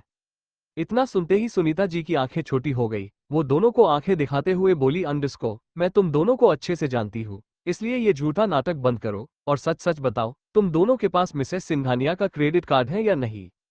इस पर राधिका और मोनिका ने एक दूसरे को देखा और फिर सारी बात बता दी। सुनीता जी बोली, अंडरस्को, कहीं वो मनहूस लड़की मिसेस सिंघानिया। वो कहते कहते बीच में रुक गई। वो अपने इस ख्याल से हैरान थी और उन्हें अविका की किस्मत से जलन भी हो रही थी। वो अच्छे से जानती थी पूरी मुंबई में सिर्फ 3 सिंघानिया फैमिली है और इंडिया के नामचीन परिवारों में उनका नाम शामिल है। मोनिका बोली, अंडरस्को, मॉम, ऐसा कुछ नहीं है, आप लोग कुछ ज्यादा ही सोच रहे हो। माना कि उसने कोई अमीर लड़का फंसा लिया है, लेकिन वो सिंघानिया फैमिली का तो बिल्कुल नहीं हो सकता। पूरी शर्मा फैमिली में मोनिका अविका से सबसे ज्यादा जलती थी, या यूं कहे वो अविका से नफरत करती थी। वजह अविका की खूबसूरती। उसने तो कई बार अपनी मां से अविका का चेहरा बिगाड़ने की राय दी थी, लेकिन सुनीता जी के मन में कुछ और ही था। वो अविका को बेचकर अच्छे खासे पैसे कमा सकती थी और उन्होंने ऐसा ही किया। इसी बीच राधिका को कुछ सूझा। उसने गुस्से से मोनिका को देखा और कसकर उसका हाथ पकड़ लिया। वो लगभग मोनिका पर चिल्लाते हुए बोली, अंडरस्को, वो कार्ड हमारे पास है, ये बात पुलिस वालों को कैसे पता चली। मोनिका को अपने हाथों में तेज दर्द महसूस हुआ। वही राधिका की बात सुनकर उसके एक्सप्रेशन चेंज हो गए। वो उससे नजरें चुराते हुए अपना हाथ छुड़ाने की कोशिश करने लगी। राधिका दांत पीसते हुए बोली, अंडरस्को, मोनी, मैं तुझसे कुछ पूछ रही हूँ, जवाब दे। इस पर मोनिका ने डरते हुए राधिका को देखा और शॉपिंग से लेकर दोस्तों को पार्टी देने तक की सारी बात राधिका को बता दी। ये सुनकर राधिका और सुनीता जी दोनों हैरानी से उसे देखने लगी। सुनीता जी कुछ बोलने को हुई कि तभी वहां दिनेश शर्मा आ गए। वो काफी गुस्से में थे और शायद उन्होंने तीनों की बातें भी सुन ली थी। उनको देखते ही तीनों खामोश हो गए। तभी सबने देखा उनके पीछे पुलिस ऑफिसर्स भी खड़े थे। सीनियर ऑफिसर ऑर्डर देते हुए बोला, अंडरस्को, अरेस्ट हर। ये दो शब्द शर्मा फैमिली पर बिजली गिरने के लिए काफी था। दिनेश शर्मा लाचारी से पहले परिवार को देख रहे थे। वो पहले ही पुलिस वालों के सामने हाथ पैर जोड़ चुके थे। अब उनके बस में कुछ नहीं था। वो वहां से चले गए। मोनिका डरते हुए अपनी मां के पीछे खड़ी हो गए। वही सुनीता जी पुलिस वालों से रिक्वेस्ट करने लगी। इन सबके बीच राधिका के दिमाग में अलग ही खिचड़ी पक रही थी। एक फीमेल कंट्रोल आगे आई और उसने मोनिका को पकड़ लिया और उसी खींचकर वहां से ले जाने लगी। सीसीटीवी वीडियोस में हर जगह मोनिका ही कैप्चर हुई थी, इसलिए पुलिस वालों की नजरों में अपराधी वही थी। ऐसा नहीं था, मोनिका पहली बार पुलिस स्टेशन जा रही थी। अपनी हरकतों की वजह से वो पहले भी 2 बार अरेस्ट हो चुकी थी, लेकिन वो छोटे मोटे अपराध थे और शहर भी दूसरा था। उसकी मां उसे घर वापस लाई थी और इस बारे में कभी दिनेश शर्मा को पता नहीं लगने दिया था। मोनिका पुलिस स्टेशन जाने से नहीं डर रही थी। उसे डर इस बात का था, अगर उसके अमीर दोस्तों को इस बारे में पता चल गया था तो वो सब उससे दोस्ती खत्म कर लेंगे। ये सोचते हुए वो बोली, अंडरस्को, देखिए, मैंने कुछ नहीं किया। मैंने तो मिसेज सिंघेनिया को देखा भी नहीं है। फिर मैं उनका क्रेडिट कार्ड कैसे चुरा सकती हूँ। मुझे वो ब्लैक कार्ड मेरी बहन ने दिया था। जब राधिका ने ये सुना तो उनकी भौवें तन गई। उसने कभी नहीं सोचा था कि एक दिन उसकी सगी बहन उसके साथ ऐसा करेगी। वही पुलिस वालों ने जब ये सुना तो वो राधिका की तरफ देखने लगे और कुछ सोचते हुए बोले, अंडरस्को, अरेस्ट हर टू। मोनिका ये सुनकर थोड़ी हैरान हुई। उसने सोचा था सच जानने के बाद पुलिस वाले उसे छोड़ देंगे। उसे तो अंदाजा भी नहीं था, उनकी नजरों में मेन कल्प्रिट अभी भी वही है। आज राधिका को अपनी बहन से नफरत होने लगी थी। वो कुछ नहीं बोली और चुपचाप पुलिस वालों के साथ चली गई।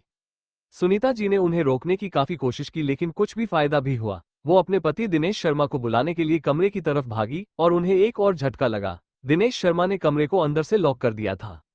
मालदीव में अभय रजत और श्वेता के साथ आइलैंड वापस लौट आया। वो जैसे ही लिविंग रूम में एंटर हुआ, उसकी नजर सोफे पर बैठे एक आदमी पर टिक गई। अभय भावहीन होकर उस आदमी को देख रहा था।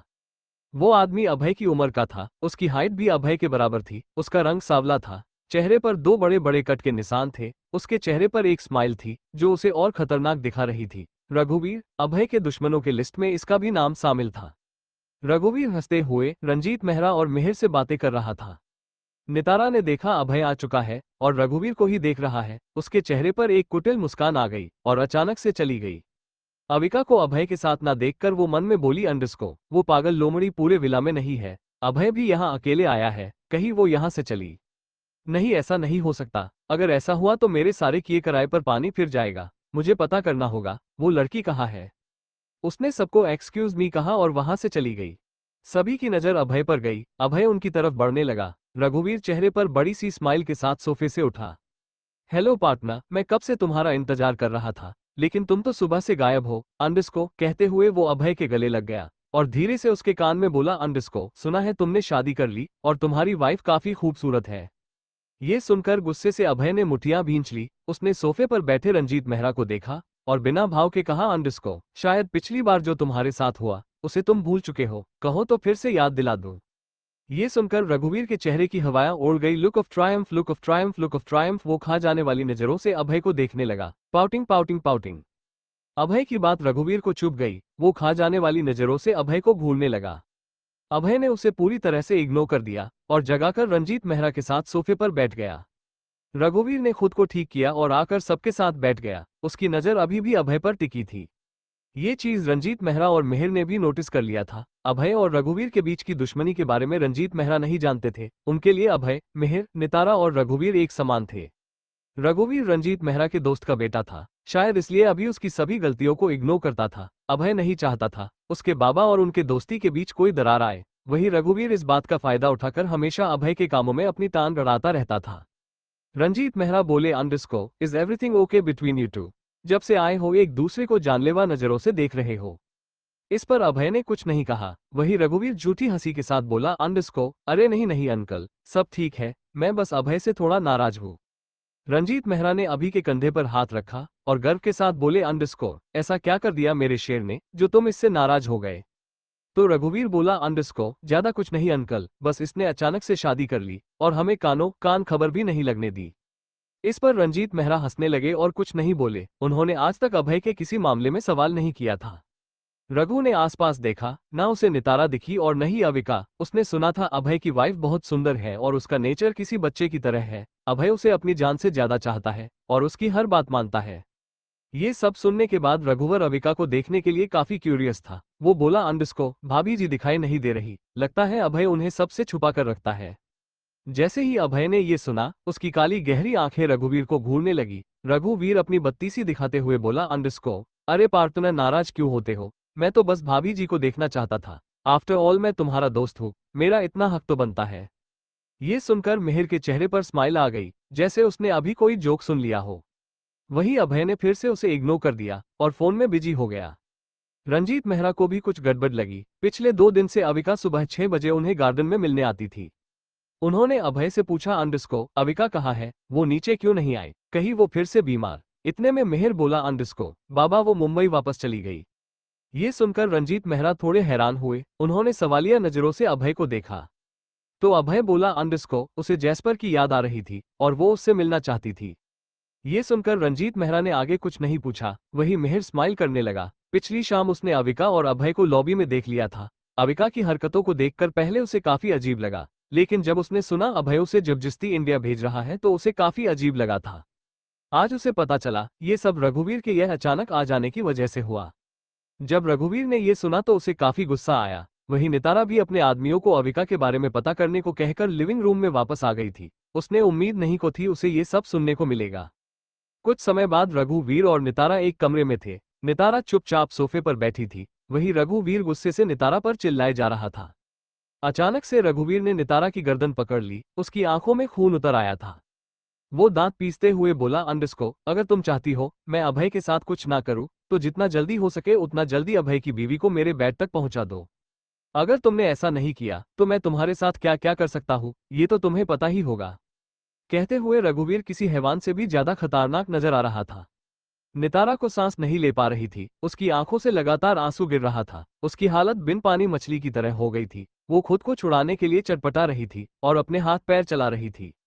रघुवीर को उसकी हालत देखकर बहुत मजा आ रहा था। उसने ऊपर से नीचे तक नितारा को देखा। उसके अंदर का जानवर बाहर आने के लिए उछाल मार रहा था, लेकिन यह सही समय नहीं था। उसने नितारा को छोड़ दिया और वहां से चला गया।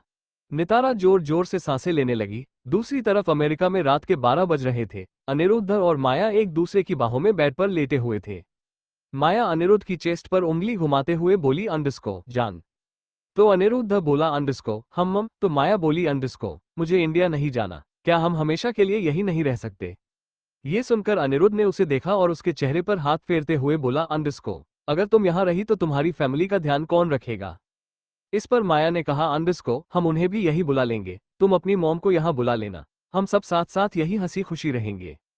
तो अनिरुद्ध हंसने लगा। वो बोला, अंडरस्को क्या तुम मुझे मारने का प्लान बना रही हो? माया उसे सवालिया नजरों से देखने लगी, जैसे पूछ रही हो, तुम्हें ऐसा क्यों लगता है? इस पर अनिरुद्ध कुछ नहीं बोला। तो माया ने खुद ही पूछ लिया, अंडरस्को हम यहाँ क्यों नहीं रह सकते? तुम यहाँ अपना नया बिजनेस शुरू कर लेना और मैं भी जॉब करूंगी, सब अच्छे से मैनेज हो जाएगा।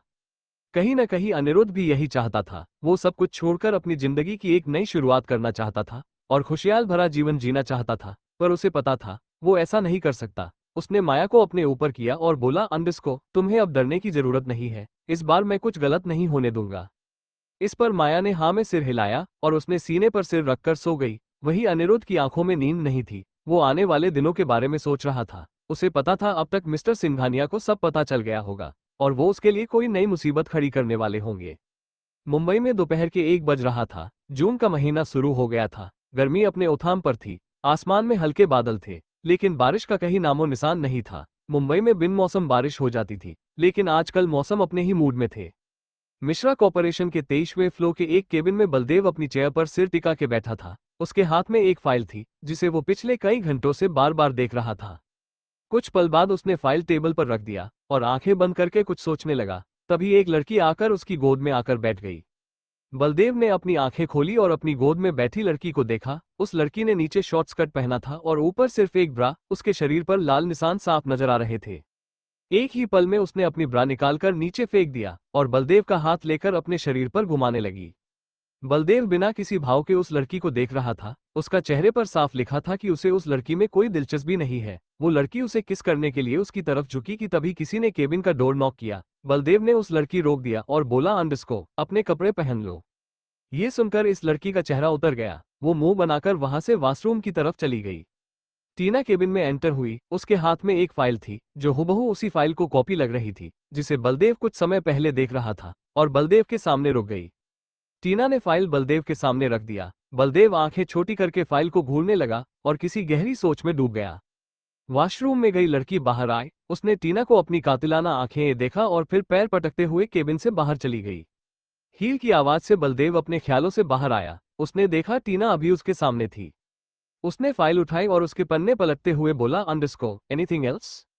तो टीना बोली, अंडरस्को यस बॉस। बलदेव ने उसे बोलने का इशारा किया और टीना ने ब्लैक क्रेडिट कार्ड से लेकर राधिका के अरेस्ट होने तक की सारी बात बता दी। ये सुनकर बलदेव हैरान हो गया। उसकी हैरानी की वजह राधिका नहीं बल्कि वो दुनिसा नाम था, जिसका जिक्र अभी टीना ने उसके सामने किया था।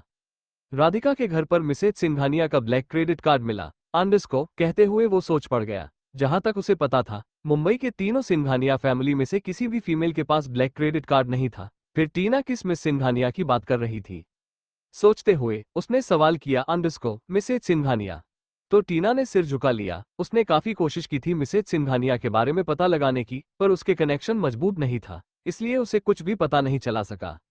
बलदेव समझ गया कि उसे कुछ पता है। बलदेव राधिका से प्यार नहीं करता था, पर उससे मिलने के बाद कुछ था जो उसे राधिका की तरफ अट्रैक्ट करता था। फिर भी बिना सच का पता लगाए वो राधिका की हेल्प नहीं कर सकता था। बलदेव ने फोन लिया और अपने असिस्टेंट देवेश को कॉल किया और उसे इस बारे में पता लगाने को कहा और फोन रख दिया। श्रीवास्तव निवास के सामने एक के बाद एक 3 ब्लैक कार आकर रुकी। ड्राइवर ने कार का डोर ओपन किया और मिस्टर हंसराज सिंघानिया कार से बाहर आए और अंदर जाने लगे। उनका असिस्टेंट प्रवीण उन्हें फॉलो करते हुए उनके पीछे जाने लगा। रचना अपने कमरे में बेड पर लेटी हुई थी। उसने एक मोटी सा ब्लैंकेट ओढ़ रखा था। उर्मिला जी उसके बगल में बैठी थी। महेश जी और तन्वी उर्मिला जी के पास खड़े थे। कमरे में कुछ फीमेल सर्वेंट स्टाफ के साथ 2 डॉक्टर भी मौजूद थे। कुछ देर खड़े थे, तभी एक नौकर भागते हुए कमरे में आया और हांफते हुए बोला, अंडरस्को मिस्टर हंसराज सिंघानिया कमरे की तरफ आ रहे हैं। इतना सुनते ही कमरे में मौजूद सभी लोग एक्शन में आ गए। उर्मिला जी अपने पति के साथ खड़ी हो गई और दोनों डॉक्टर रचना का चेकअप करने लगे। रूम में एंटर करते ही हंसराज की नजर बेड पर बेहोश पड़ी रचना पर गई, जो इस वक्त बेहोश थी, या यूं कहे वो बेहोश होने का नाटक कर रही थी। हंसराज चिंता से बोले, अंडस को क्या हुआ है, क्या हुआ है मेरी नातिन बहू को? सभी ने उन्हें और उनकी चिंता भरी बातों को इग्नोर कर दिया। उन्होंने फिर से अपना सवाल दोहराया, अंडस को डॉक्टर कैसी है मेरी बहू, क्या हुआ है इसे? ये सुनकर दोनों डॉक्टर ने एक साथ श्रीवास्तव फैमिली को देखा और नजरें झुका ली। सभी के चेहरे उदासी से लटके हुए थे।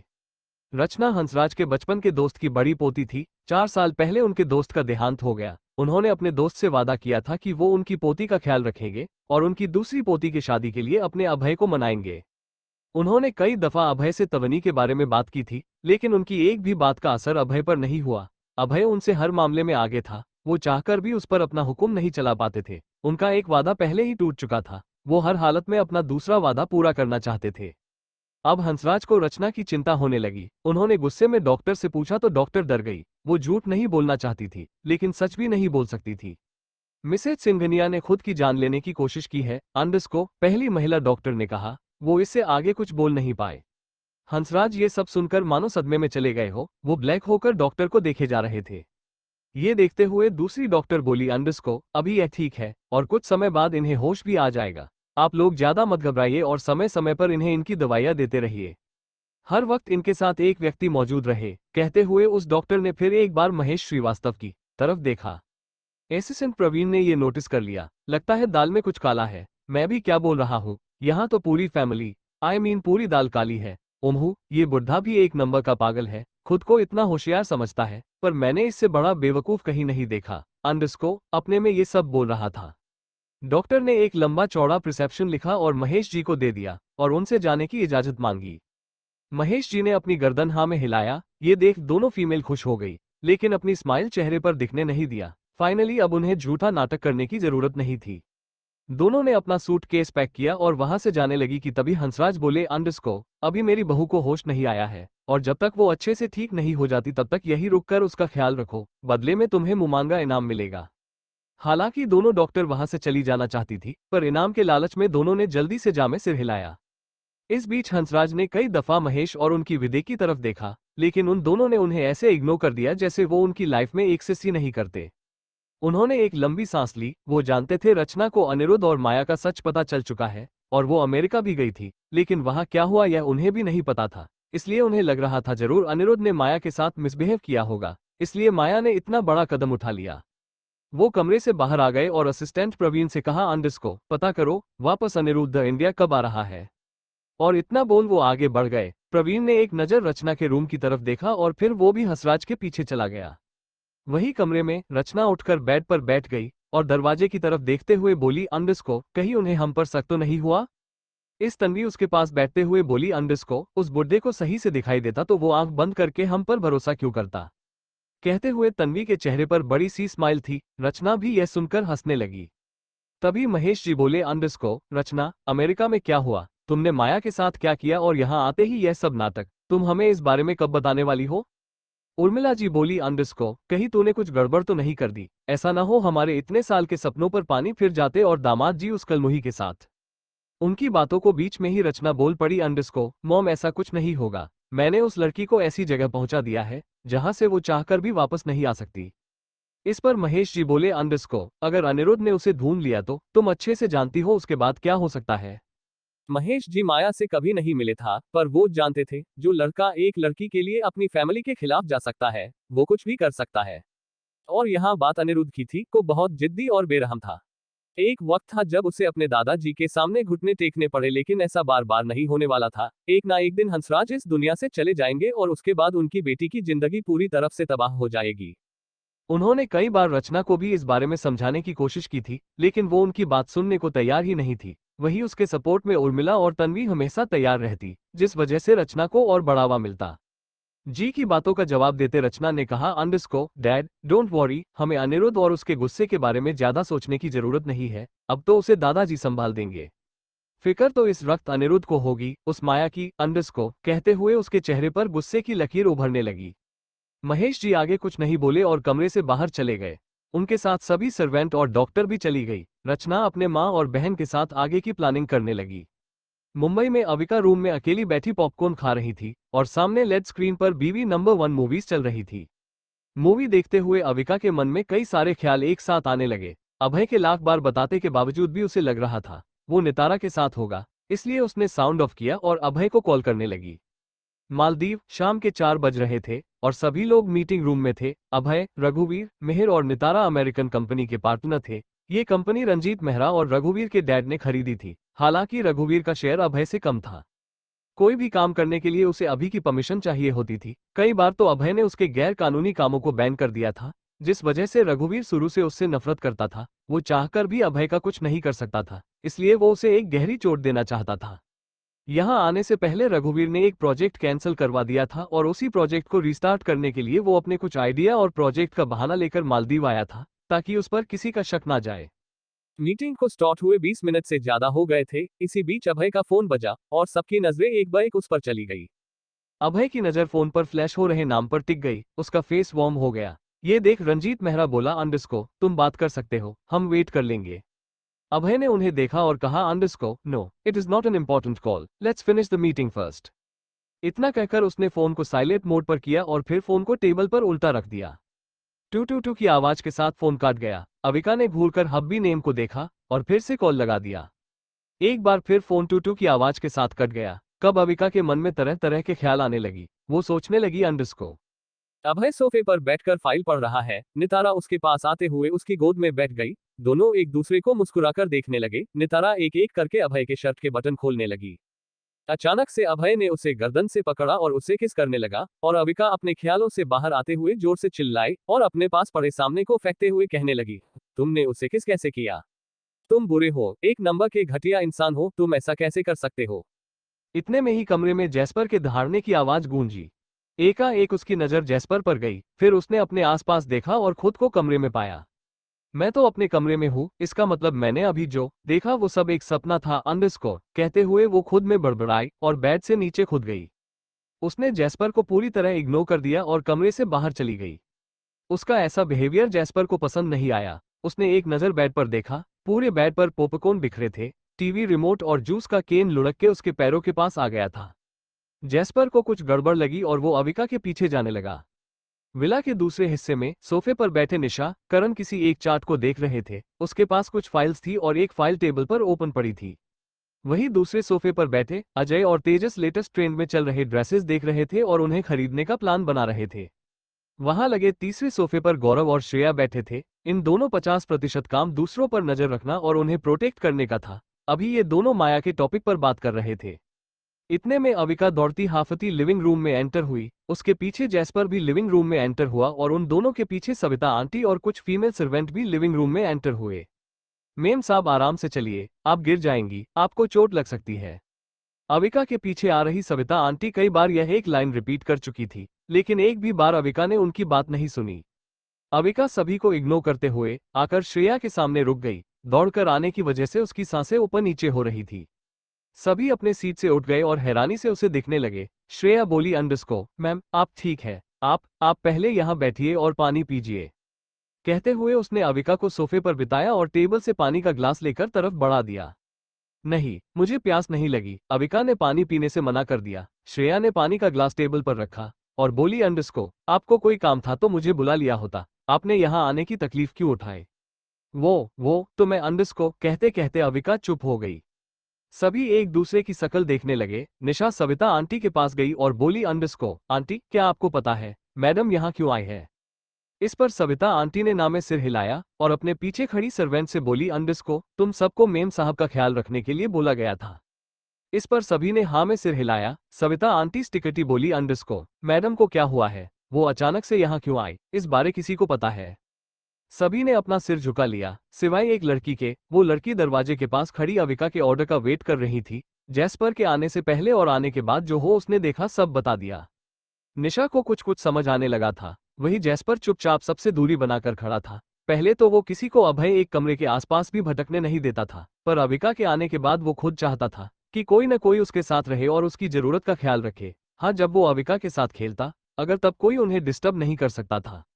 वो जानना चाहता था अविका को क्या हुआ है, इसलिए वो उसके पास नहीं जा रहा था। अगर वो वहां जाता तो सब उसके डर से अविका से दूर हो जाते और उसे कुछ भी पता नहीं चल पाता। जैस्पर को शांत देखकर अजय बोला, अंडस्को, क्या बात है, हर वक्त सबको डराने वाला ये खजूर आज खुद डरा सहमा सबसे दूर खड़ा है। इस पर तेजस ने कहा, अंडस्को, वो डरा नहीं है और ना ही अभी किसी को डराने की फिराक में है। वो शांत खड़ा है क्योंकि वो समझदार है। उसे पता है कब लोगों को डराना है, कब गुस्सा करना है और कब शांत रहना है। आपकी तरह नहीं, जिसे ये भी नहीं पता कब शांत रहना है और कब बोलना। गई ये सुनकर उनके पास बगल में खड़ा करण हंसने लगा। तो अजय ने तेजस के सिर पर एक चपत लगाई और उसका मजाक उड़ाते हुए बोला, अंडस्को, लगता है इस खजूर का टेक केयर का काम करते करते तो खुद को उसका वकील समझने लगा है। जब देखो तब उसकी तारीफ करता फिरता है, फिर भी वो तुझे भाव नहीं देता और एक सर्वेंट की तरह ट्रीट करता है। इस पर तेजस उसे आंखें दिखाते हुए घूरने लगा और वैसे ही बोला, अंडस्को, मैंने सिर्फ सच कहा और वैसे भी हम बॉस के लिए काम करते हैं और उसमें बॉस की जान बसती है, इसलिए बॉस के साथ वो भी हमारा बॉस ही हुआ। तो कारण बोला, अंडस्को, बात में दम है। ये सुनकर अजय छिड़ गया। वो बोला, अंडस्को, होगा तुम दोनों का बॉस, मेरे लिए वो सिर्फ एक जानवर है। और इतना बोल वो सोफे पर बैठ कर गया। सभी अविका को देख रहे थे और उसके बोलने का इंतजार कर रहे थे। उस फीमेल सर्वेंट ने निशा को सारी बात बता दी थी। सब कुछ सुनने के बाद निशा समझ गई थी कि हो ना हो उसकी मैडम ने जरूर उसके बॉस को कॉल किया होगा और अभय ने फोन रिसीव नहीं किया होगा। वैसे भी अभय के प्रति उसकी पोसेसिवनेस का ट्रेलर वो मालदीव में देख चुकी थी। वही अविका अपनी गोद में अपने दोनों हाथों को बांधे बैठी थी। वो किसी गहरी सोच में लग रही थी। मैडम, आर यू ओके, आप ठीक तो है? श्रेया की कंसर्न भरी आवाज सुनकर अविका ने उसे देखा तो श्रेया ने कहा, अंडस्को, आप ठीक है? इस पर अविका ने हाँ में सिर हिलाया। श्रेया आगे बोली, अंडस्को, आपको कुछ काम था, कुछ चाहिए था? तो अविका ने हाँ कहा। श्रेया ने उससे पूछा कि उसे क्या चाहिए, तो अविका फिर से सिर लिया। सब उसके बोलने का वेट करने लगे। अविका ने धीरे से सिर उठाया और एक नजर सबको देखा और अपने हाथों की उंगलियों को एक दूसरे में फंसाते हुए बोली, अंडस्को, मुझे अभय के पास जाना है। उसकी यह डिमांड सुनकर सबके कान खड़े हो गए। अविका बोली, अंडस्को, मुझे आज ही अभय के पास जाना है। ये सुनकर सब एक दूसरे को देखने लगे। श्रेया को समझ में नहीं आ रहा था वो उसे क्या बोले। वही निशा कुछ दूरी पर खड़ी थी, उसके होठों पर एक स्माइल थी। लेकिन मैडम, आप परसों रात में ही तो यहाँ आए हैं और बॉस भी कुछ दिन में यहाँ आ जाएंगे, अंडस्को, गौरव ने कहा। तो अविका ने उसे ऐसे देखा जैसे वो उसका सबसे बड़ा दुश्मन हो। वही गौरव अपनी ही कही बात पर रिग्रेट करते हुए मन में बोला, अंडस्को, क्या मैंने कुछ गलत कह दिया? ये तो मुझे ऐसे देख रही है जैसे मैं इनका सौतन हूँ। इतना डर तो मुझे बॉस से नहीं लगा जितना इन्हें देखकर लग रहा है। ये सोचते हुए ही गौरव के कदम अपने आप पीछे की तरफ जा रहे थे। अचानक से किसी ने जोर से उसके बम पर लात मारी। वो खुद को संभाल नहीं पाया और जाकर अविका के पैरों में गिरते गिरते बचा। उसे सामने देखा तो श्रेया ने उसे गिरने से बचा लिया था। वो सीधा खड़ा हुआ और उसकी नजर अपने लेफ्ट में बैठी अविका पर गई, जो इस बार उसे और गुस्से में देख रही थी। ये देख वो हड़बड़ा गया। सॉरी सॉरी मैडम, वो मेरा पैर फिसल गया, अंडस्को, कहते हुए उसकी नजर अजय पर गई, जो इस वक्त अपना मुंह दबाकर हंस रहा था। उसके साथ तेजस और करण भी अपना मुंह दबाकर हंस रहे थे। साले कमीने, तुझे तो मैं बाद में देख लूंगा, कह उसने अविका की तरफ देखा और उससे फिर से माफी मांगी। अविका ने उसे पूरी तरफ इग्नोर कर दिया। ये देख गौरव का मुंह लटक गया। उसे लगा था उसकी मैडम भोली भाली क्यूट सी प्रिंसेस की तरह है, जो सबसे डरी सहमी रहती है, पर उसका सोचना पूरी तरह से गलत साबित हो रहा था। उसकी मैडम तो उसके बॉस से भी ज्यादा खतरनाक है। वो छोटा सा मुंह लिए सोफे के एक किनारे बैठ गया। उसकी हालत देखकर अजय, करण, तेजस अपनी हंसी कंट्रोल नहीं कर पाए और जोर जोर से हंसने लगे। वहीं निशा को गौरव के लिए काफी बुरा लग रहा था, क्योंकि वो इस सिचुएशन से पहले डील कर चुकी थी। अविका उसके साथ भी वैसे ही पेश आती है जैसे अभी गौरव के साथ हुआ था। हालांकि उसे अविका की भी टेंशन थी कि कहीं वो फिर से आउट ऑफ कंट्रोल ना हो जाए। अगर ऐसा हुआ तो हालात काफी मुश्किल हो सकते हैं। वो श्रेया के पास जाने लगी कि तभी लिविंग रूम में एक भयानक आवाज गूंजी। एकाएक पूरे हाल में शांति हो गई और सबकी नजरें जैस्पर पर टिक गई। मुश्किल से अभी 30 सेकंड हुए होंगे कि किसी का फोन बजने लगा। जैस्पर फिर से दहाड़ा और सभी जल्दी जल्दी अपना फोन ढूंढने लगे। डर की वजह से सब अपना रिंगटोन भूल गए थे। अविका ने जैस्पर को देखा, फिर सबको देखा। उसे खुद पर बड़ा गर्व महसूस हुआ कि उसके पास जैस्पर जैसा दोस्त है। वो जैस्पर के पास जाने के लिए उठी और श्रेया से टकरा गई और श्रेया को फोन नीचे गिर गया। दोनों की नजर फर्स्ट पर बज रहे फोन पर गई। स्क्रीन पर बॉस नाम ब्लैश हो रहा था। बॉस का फोन अंडस्को। वो बुदबुदाई और फोन लेने के लिए नीचे झुकी ही थी कि अविका ने झट से फोन उठा लिया और स्क्रीन को घूरने लगी। उसकी आंखें छोटी हो गई और उसे गुस्सा आने लगा। इसने मेरा फोन नहीं उठाया और अब श्रेया को कॉल कर रहा है, कहीं ये श्रेया, सोचते हुए उसने तिरछी नजरों से श्रेया को देखा। श्रेया भी उसे ही देख रही थी। वो हिम्मत करते हुए बोली, अंडस्को, मैम, फोन। ये सुन श्रेया ने फोन को देखा और उसी वक्त फोन कट गया। अविका उसे फोन देने में हिचकिचा रही थी, लेकिन उसने उसका फोन दे दिया और फोन लेने के लिए सोफे की तरफ देखा तो उसे याद आया उसका फोन तो कमरे में ही है। वो तेजी से लिविंग रूम से निकल गई। कुछ पल के लिए सभी फ्रीज हो गए। तभी फिर से श्रेया का फोन बजा। अभय का नाम देखते ही उसने फोन उठा लिया और उसे ग्रीट करते हुए बोली अंडरस्को गुड आफ्टरनून बॉस। तो अभय बोला अंडरस्को अविका कहाँ है। ये सुनकर श्रेया लिविंग के दरवाजे की तरफ देखने लगी। जवाब न मिलने पर अभय को अविका की टेंशन होने लगी। अभय गुस्से में बोला अंडरस्को मैं तुमसे कुछ पूछ रहा हूँ, जवाब दो। Yes yes boss ma'am she is fine nothing happened to them. कहते हुए उसने दांतों तले जीभ दबा ली। उसे खुद को समझ नहीं आ रहा था वो क्या बोले जा रही है। अभय को श्रेया की बात पर काफी गुस्सा आ रहा था। वो दांत पीसते हुए बोला अंडरस्को कहाँ वो, मेरी अभी उससे बात कराओ। इस पर श्रेया ने जवाब दिया underscore ma'am is in her room now, I will get you to talk to her in 5 minutes. इतना सुनते ही अभय ने कॉल काट दिया। श्रेया बड़े बड़े कदमों से हाल से बाहर जाने लगी। उसके पीछे जाते हुए निशा ने पूछा अंडरस्को क्या हुआ, बॉस ने क्या कहा। तो श्रेया ने जवाब दिया अंडरस्को वो मैम से बात करना चाहते हैं। तो निशा बोली अंडरस्को ओह ओके। वही लिविंग रूम में गौरव ने तीखी नजरों से अजय को देखा और एकाएक अपनी जगह से उठ खड़ा हुआ। उसने अपनी मुट्ठी बांधी और बोला अंडरस्को तुझे तो मैं। और अजय की तरफ कदम बढ़ाने लगा। उसे अपने पास आता देख अजय सोफे से पीछे कूद गया। अब दोनों एक दूसरे के सामने खड़े थे और दोनों के बीच बस एक सोफा था। अजय बोला अंडरस्को हे ब्रो कूल वो गलती से हुआ था, तुम ही अचानक से मेरे सामने आ गए। तो अजय फुफकारते हुए बोला अंडरस्को साले मेरे सामने झूठ तो बोल ही मत, मुझे बता है तूने जानबूझकर किया है और इसके लिए तो तुझे पे करना पड़ेगा। कहते हुए अजय को पकड़ने के लिए उसके पीछे भागा। वही करण और तेजस एप्पल खाते हुए दोनों को लड़ते देख रहे थे। उनके लिए ये कोई नई बात नहीं थी। अजय रोज किसी ना किसी के साथ उलझता ही रहता था। इसी बीच लिविंग रूम में अजय की चीखने की आवाज गूंजने लगी। अबे कितना मरेगा, थोड़ा कल के लिए भी छोड़ दे। अजय फर्श पर पड़ा था और गौरव उस पर लात घुसे बरसा रहा था। गौरव उससे दूर होते हुए बोला इस बार छोड़ रहा हूँ, अगली बार ऐसा कुछ हुआ तो मैं तेरी हड्डियां पसलियां एक कर दूंगा। ये सुन अजय हंसने हुए बोला अंडरस्को ओके के नहीं करूंगा, अब मुझे उठा तो सही। और अपना हाथ गौरव की तरफ बढ़ा दिया। गौरव जनता था भले ही दुनिया इधर की उधर हो जाए लेकिन अजय कभी नहीं सुधर सकता। उसने उसकी थाई पर एक लात मारी और जाकर करण और तेजस के पास बैठ गया। अजय उठकर फर्श पर बैठ गया और तीनों को घूरते हुए बोला अंडरस्को अबे सुअर की औलादों, यहाँ मैं दर्द से करा रहा हूँ और तुम तीनों मजे से सेब खा रहे हो। सालों कीड़े पड़ेंगे तुम्हें। तीनों पर उसकी बात का कोई असर नहीं हुआ। उन्होंने उसे ऐसे इग्नोर कर दिया जैसे वो वहां एक्सिट ही नहीं करता। वही कमरे में अविका और जैस्पर आराम से बेड पर बैठे हुए अपने सामने पड़े फोन को देख रहे थे। अब तक अभय ने उसे 3 बार कॉल कर दिया था। नाराजगी से अविका बोली अंडरस्को तुमने देखा, मैंने उसे 3 बार कॉल किया था, इसलिए उसने भी मुझे सिर्फ 3 बार कॉल किया। अब जब तक वो मुझे 5 नहीं नहीं नहीं 7, जब तक वो मुझे 7 बार कॉल नहीं कर लेता मैं फोन नहीं उठाऊंगी। जैस्पर ने उसे नागवारी से देखा। उसे अविका की ये बात पसंद नहीं आई थी। उसे पता था अभय को उसकी चिंता होगी। वो अपनी नाराजगी जताते हुए धीरे से गुर्राया। इस पर अविका उसके सिर को सहलाते हुए बोली अंडरस्को तुम्हें बुरा लग रहा है ना, मुझे भी लग रहा है, लेकिन मेरे पास कोई और रास्ता नहीं है, मुझे ये करना पड़ेगा, इसलिए तुम उदास मत हो। हम न कोई अच्छी सी मूवी देखते हैं अंडरस्को। कहते हुए वो इधर उधर रिमोट को ढूंढने लगी। बेड पर और बेड के आसपास अभी भी पोपकोने के टुकड़े फैले थे। टीवी अभी भी चल रही थी, बस उसका साउंड म्यूट था। उसने फर्श से रिमोट लिया और साउंड बढ़ते हुए दोनों मूवी देखने लगे। पर रह रहकर दोनों की नजरें फोन पर जा रही थी। स्क्रीन पर अभय की कॉलर आईडी शो हो रही थी। ये देख जैस्पर दहाड़ा जैसे बोल रहा हो अंडरस्को कॉल रिसीव करो। पर अविका तो अविका थी और वो इतनी जल्दी मानने वाली नहीं रही। वो अपनी बत्तीसी दिखाते हुए बोली अंडरस्को अभी तो 6 बार ही हुआ है, एक और बार अभय का कॉल आया तो मैं उठा लूंगी। इतना बोल उसने बेड पर से 2 पॉपकॉर्न उठाया और उसे मुंह में डालते हुए वो टीवी स्क्रीन को देखने लगी।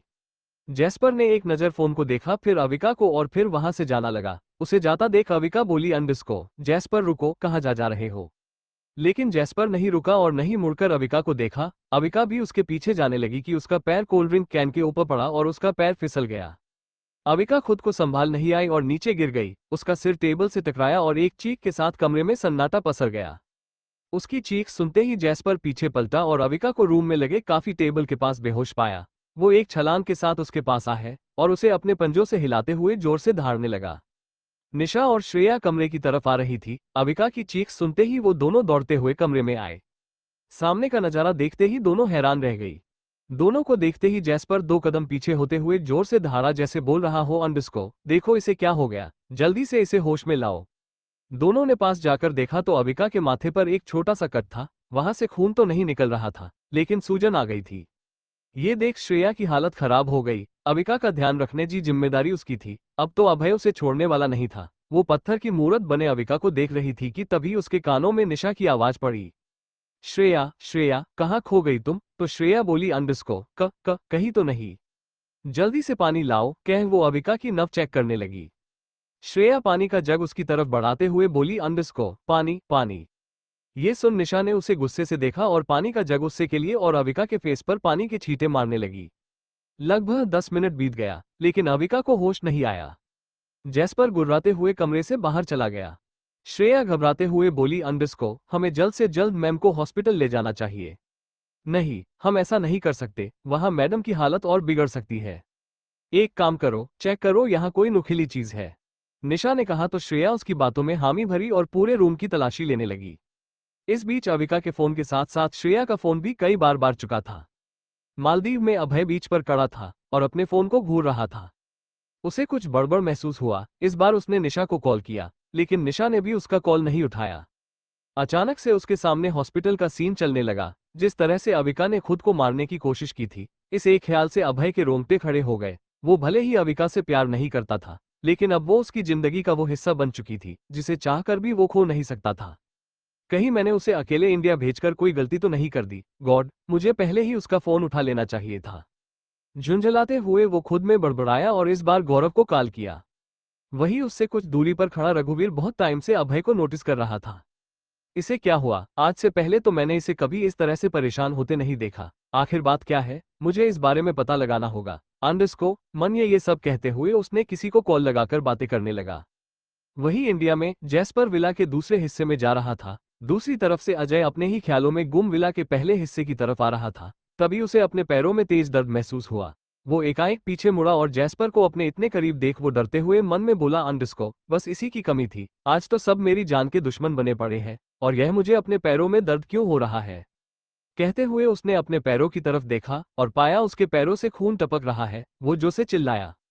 वही कमरे में अब तक सविता ओटी के साथ बहुत से मेड कमरे के दरवाजे के पास आकर रूम में झांक कर अविका को देख रही थी।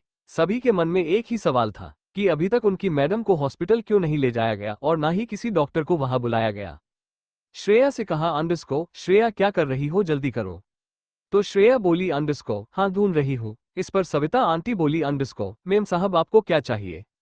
तो निशा ने उसे बताया कि उसे कुछ नुकीली चीज चाहिए। ये सुनकर सविता आंटी ने अपना सेफ्टी पिन निकाला और निशा की तरफ बढ़ाते हुए बोली, अंडस्को, निशा मेम, ये लीजिए। निशा ने जैसे ही सविता आंटी के हाथों में सेफ्टी पिन देखा, उसके चेहरे पर स्माइल आ गया। वो बोली, अंडस्को, थैंक यू आंटी। और वो सेफ्टी पिन ले लिया और अविका के कलाई पर 2-3 बार चुभा दिया और उस जगह से ब्लड भी निकल आया। लेकिन मजाल था कि अविका होश में आ जाती। निशा एक आह भरते हुए बोली, अंडस्को, एक काम करते हैं, मैडम को उठाकर वॉशरूम में ले जाते हैं। उसकी इस बात पर सभी ने हामी भरा। श्रेया और निशा उसे उठाकर वॉशरूम में ले आए और बाथटब में लिया दिया। लेकिन कुछ ही देर में कुछ ऐसा हुआ कि दोनों एक दूसरे को अजीब नजरों से देखने लगी। अविका को होश में लाने के लिए श्रेया और निशा ने उसे बाथटब में लिटा दिया, लेकिन आगे जो हुआ उसे देखकर दोनों काफी अनकंफर्टेबल हो गई। श्रेया बोली, अंडस्को, मैडम के पीरियड्स चल रहा है। इस पर निशा ने हम्मम कहा और तभी अविका होश में आने लगी। ये देख निशा ने श्रेया का हाथ पकड़ा और खींचकर बाथरूम से बाहर लाए। श्रेया अपना हाथ छुड़ाते हुए बोली, अंडस्को, क्या हुआ, तुम ऐसे बाहर क्यों आ गई? क्योंकि मुझे लगा इस वक्त हमें वहां नहीं होना चाहिए। अब चलो यहाँ से, अंडस्को, कहते हुए निशा उसे कमरे से बाहर ले जाने लगी। तो श्रेया ने कहा, अंडस्को, निशा, हमें ऐसे मैडम को अकेला छोड़कर नहीं जाना चाहिए। क्या पता उन्हें हमारी मदद की जरूरत हो। तो निशा बोली, अंडस्को, आई डोंट थिंक, फिर भी अगर उन्हें कुछ चाहिए होगा तो वो मांग लेंगी। श्रेया वहां से जाना नहीं चाहती थी। उसकी नजर अभी भी वॉशरूम के दरवाजे पर ही थी। इतने में निशा लगभग डांटते हुए बोली, अंडस्को, यहाँ कोई तमाशा चल रहा है, चलो जाओ, चलो जाओ, अपना अपना काम करो। उसकी बात सुन दरवाजे पर खड़े सभी सर्वेंट वहां चले गई। सविता आंटी जो कि वॉशरूम की तरफ देख रही थी, उन्होंने पूछा, अंडस्को, मेम साहब। तो निशा बोली, अंडस्को, आप फिक्र मत करिए, उन्हें होश आ गया, वो इस वक्त चेंज कर रही है। ये सुनकर सविता आंटी ने हाँ में सिर हिलाया। वो थी तो एक सर्वेंट थी और उन्हें रॉयल विला में काम करते करते तकरीबन 5 साल होने को थे। हालांकि इससे पहले वो सिंघानिया निवास में काम करती थी। सविता आंटी वहां से जाने लगी कि तभी उन्हें कुछ याद आया और पीछे मुड़ते हुए बोली, अंडस्को मेम साहब का आपका फोन बज रहा था। ये बात उन्होंने श्रेया से कही थी। श्रेया अक्सर रॉयल विला से ही अपना काम करती थी। उसने कई बार सविता आंटी को अपना फोन चार्ज में लगाने को कहा था, इसलिए सविता आंटी उसके फोन और फोन की रिंगटोन को अच्छे से पहचानती थी। श्रेया ने हाँ में सिर हिलाया और अपना फोन लिया। फिर वो भी निशा के साथ कमरे से बाहर चली आए। गार्डन में अजय जैस्पर से अपना पैर छुड़ाने की कोशिश कर रहा था। जैस्पर ने इसके पेंट को अपने जबड़ों से पकड़ा था। हालांकि जैस्पर का बड़ा सा मुंह और उसके बड़े बड़े दांत अजय के पैरों को चोट पहुंचा रहे थे। भाई, मैंने तेरा क्या बिगाड़ा है? प्लीज यार मेरे पैर छोड़ दे, वरना मैं जिंदगी भर के लिए एक पैर से अपाहिज हो जाऊंगा। वही जैस्पर अपनी ही धुन में था। उसे बार बार बेहोश अविका का ख्याल आ रहा था। वो बस अजय को कमरे में ले जाना चाहता था ताकि वो उसे हॉस्पिटल ले जा सके। कमरे में वो कई बार दहाड़ा और ये बात बतानी चाही, पर किसी ने उस पर ध्यान नहीं दिया। अचानक से एक दर्द भरी चीख पूरी रॉयल विला में गूंज उठी। गार्डन में काम कर रहे सर्वेंट भागते हुए आवाज की तरफ आए। अभय के कॉल के बाद गौरव भी विला के पहले हिस्से की तरफ आ रहा था और उसके साथ तेजस और करण भी थे। अजय फर्श पर गिरा दर्द से कराह रहा था। उसने अपना लेफ्ट पैर अपने दोनों हाथों से पकड़ा हुआ था। उसके पैरों से ब्लड निकलकर उसकी पैंट के साथ जमीन पर भी गिर रहा था। वही जैस्पर अब अजय को छोड़कर बाकी सारे सर्वेंट के पीछे जा रहा था, लेकिन उसकी बात समझने की बजाय सारे सर्वेंट उसके डर से चारों तरफ भाग रहे थे। गौरव और करण जल्दी से उसके पास गए। वही तेजस जैस्पर की तरफ बढ़ने लगा। इसके साथ ही वो उसे आवाज भी लगा रहा था, जैस्पर जैस्पर। जैस्पर ने जैसे ही तेजस की बात सुनी वो उसके पास आया और अपनी गर्दन हिलाने लगा। तुम मुझे कहीं ले जाना चाहते हो? अंडस्को उसकी बात को समझते हुए तेजस ने कहा। इस पर जैस्पर सिर हिलाते हुए आगे बढ़ने लगा। तेजस उसके पीछे पीछे जाने लगा।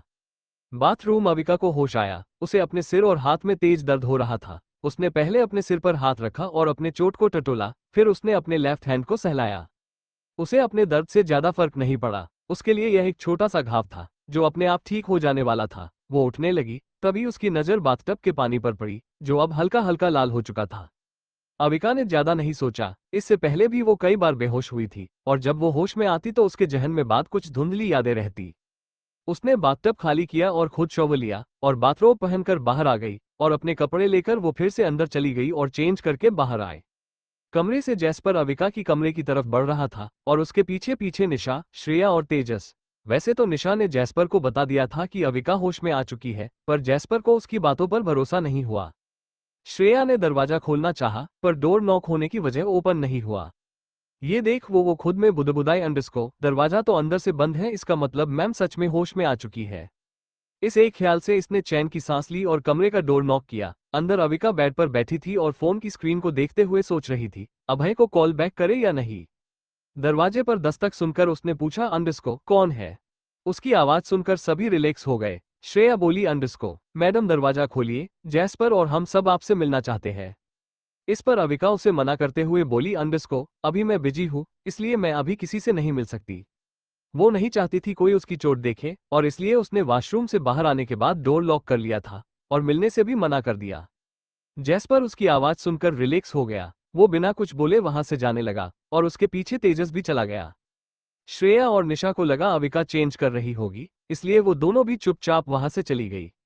अजय, करण और गौरव कार में थे और हॉस्पिटल की तरफ जा रहे थे। अजय अपने पैरों को पकड़कर बैठा था। आज का दिन ही बेकार है, मुझे विला आना ही नहीं चाहिए, ना मैं यहाँ आता और ना। कहते हुए वो अपने पैरों की तरफ देखने लगा। उस जैस्पर में बच्चे को तो मैं छोड़ूंगा नहीं, इसके लिए उसे पे करना पड़ेगा, चुन चुन कर बदला लूंगा मैं उससे। वही करण और गौरव को हंसी आ रही थी क्योंकि अजय को ज्यादा चोट नहीं लगी थी, बस जैस्पर के दो दांत उसके पैरों में लग गए थे। गौरव ने कहा, अंडस्को अब बस भी कर, जानवर है वो और मुझे नहीं लगता उसने जानबूझकर तुझे हर्ट किया है, जरूर इसके पीछे कोई रीजन होगा। करण कार ड्राइव कर रहा था। गौरव की बात से एग्री होते हुए वो बोला, अंडस्को मुझे भी यही लगता है, एक काम कर तेजस को कॉल करके पूछते हैं, वो जैस्पर के साथ गया था, अब तक उसे जैस्पर के बिहेवियर के बारे में पता चल गया होगा। तो गौरव बोला, अंडस्को ओके मैं पूछता करता हूँ। वही अजय को अब जैस्पर से ज्यादा उन दोनों पर गुस्सा आने लगा। वो सोचने लगा, अंडस्को यहाँ मैं तकलीफ में हूँ और ये दोनों मेरी केयर करने की बजाय इन्हें उस जानवर की पड़ी है। और जी भर के जैस्पर को कोसने लगा। शाम होने को थी। पुलिस स्टेशन में राधिका के मम्मी पापा अपने कुछ रिश्तेदार और एक वकील को भी अपने साथ लाए थे। लॉयर ने अपने सारे हथकंडे अपना लिए थे, लेकिन कोई फायदा नहीं हुआ। अंत में उसे वहां से जाना पड़ा, या यूं कहें उसे सिंघानिया के नाम की धमकी देकर वहां से जाने को मजबूर किया गया। लेकिन राधिका के मॉम डैड अभी भी पुलिस वालों से रिक्वेस्ट कर रहे थे। वही लॉकअप में राधिका एक कोने में बैठी थी और मोनिका लॉकअप के बाहर देख रही थी। वो और ज्यादा यहाँ नहीं रहना चाहती थी। वो गुस्से में अपने दोनों हाथ कमर पर बांधकर राधिका के सामने खड़ी हो गई और बोली, अंडरस्को, आपको क्या जरूरत थी वो क्रेडिट कार्ड चुराने की? ना आप उस ब्लैक कार्ड को घर लाती और ना ये सब होता।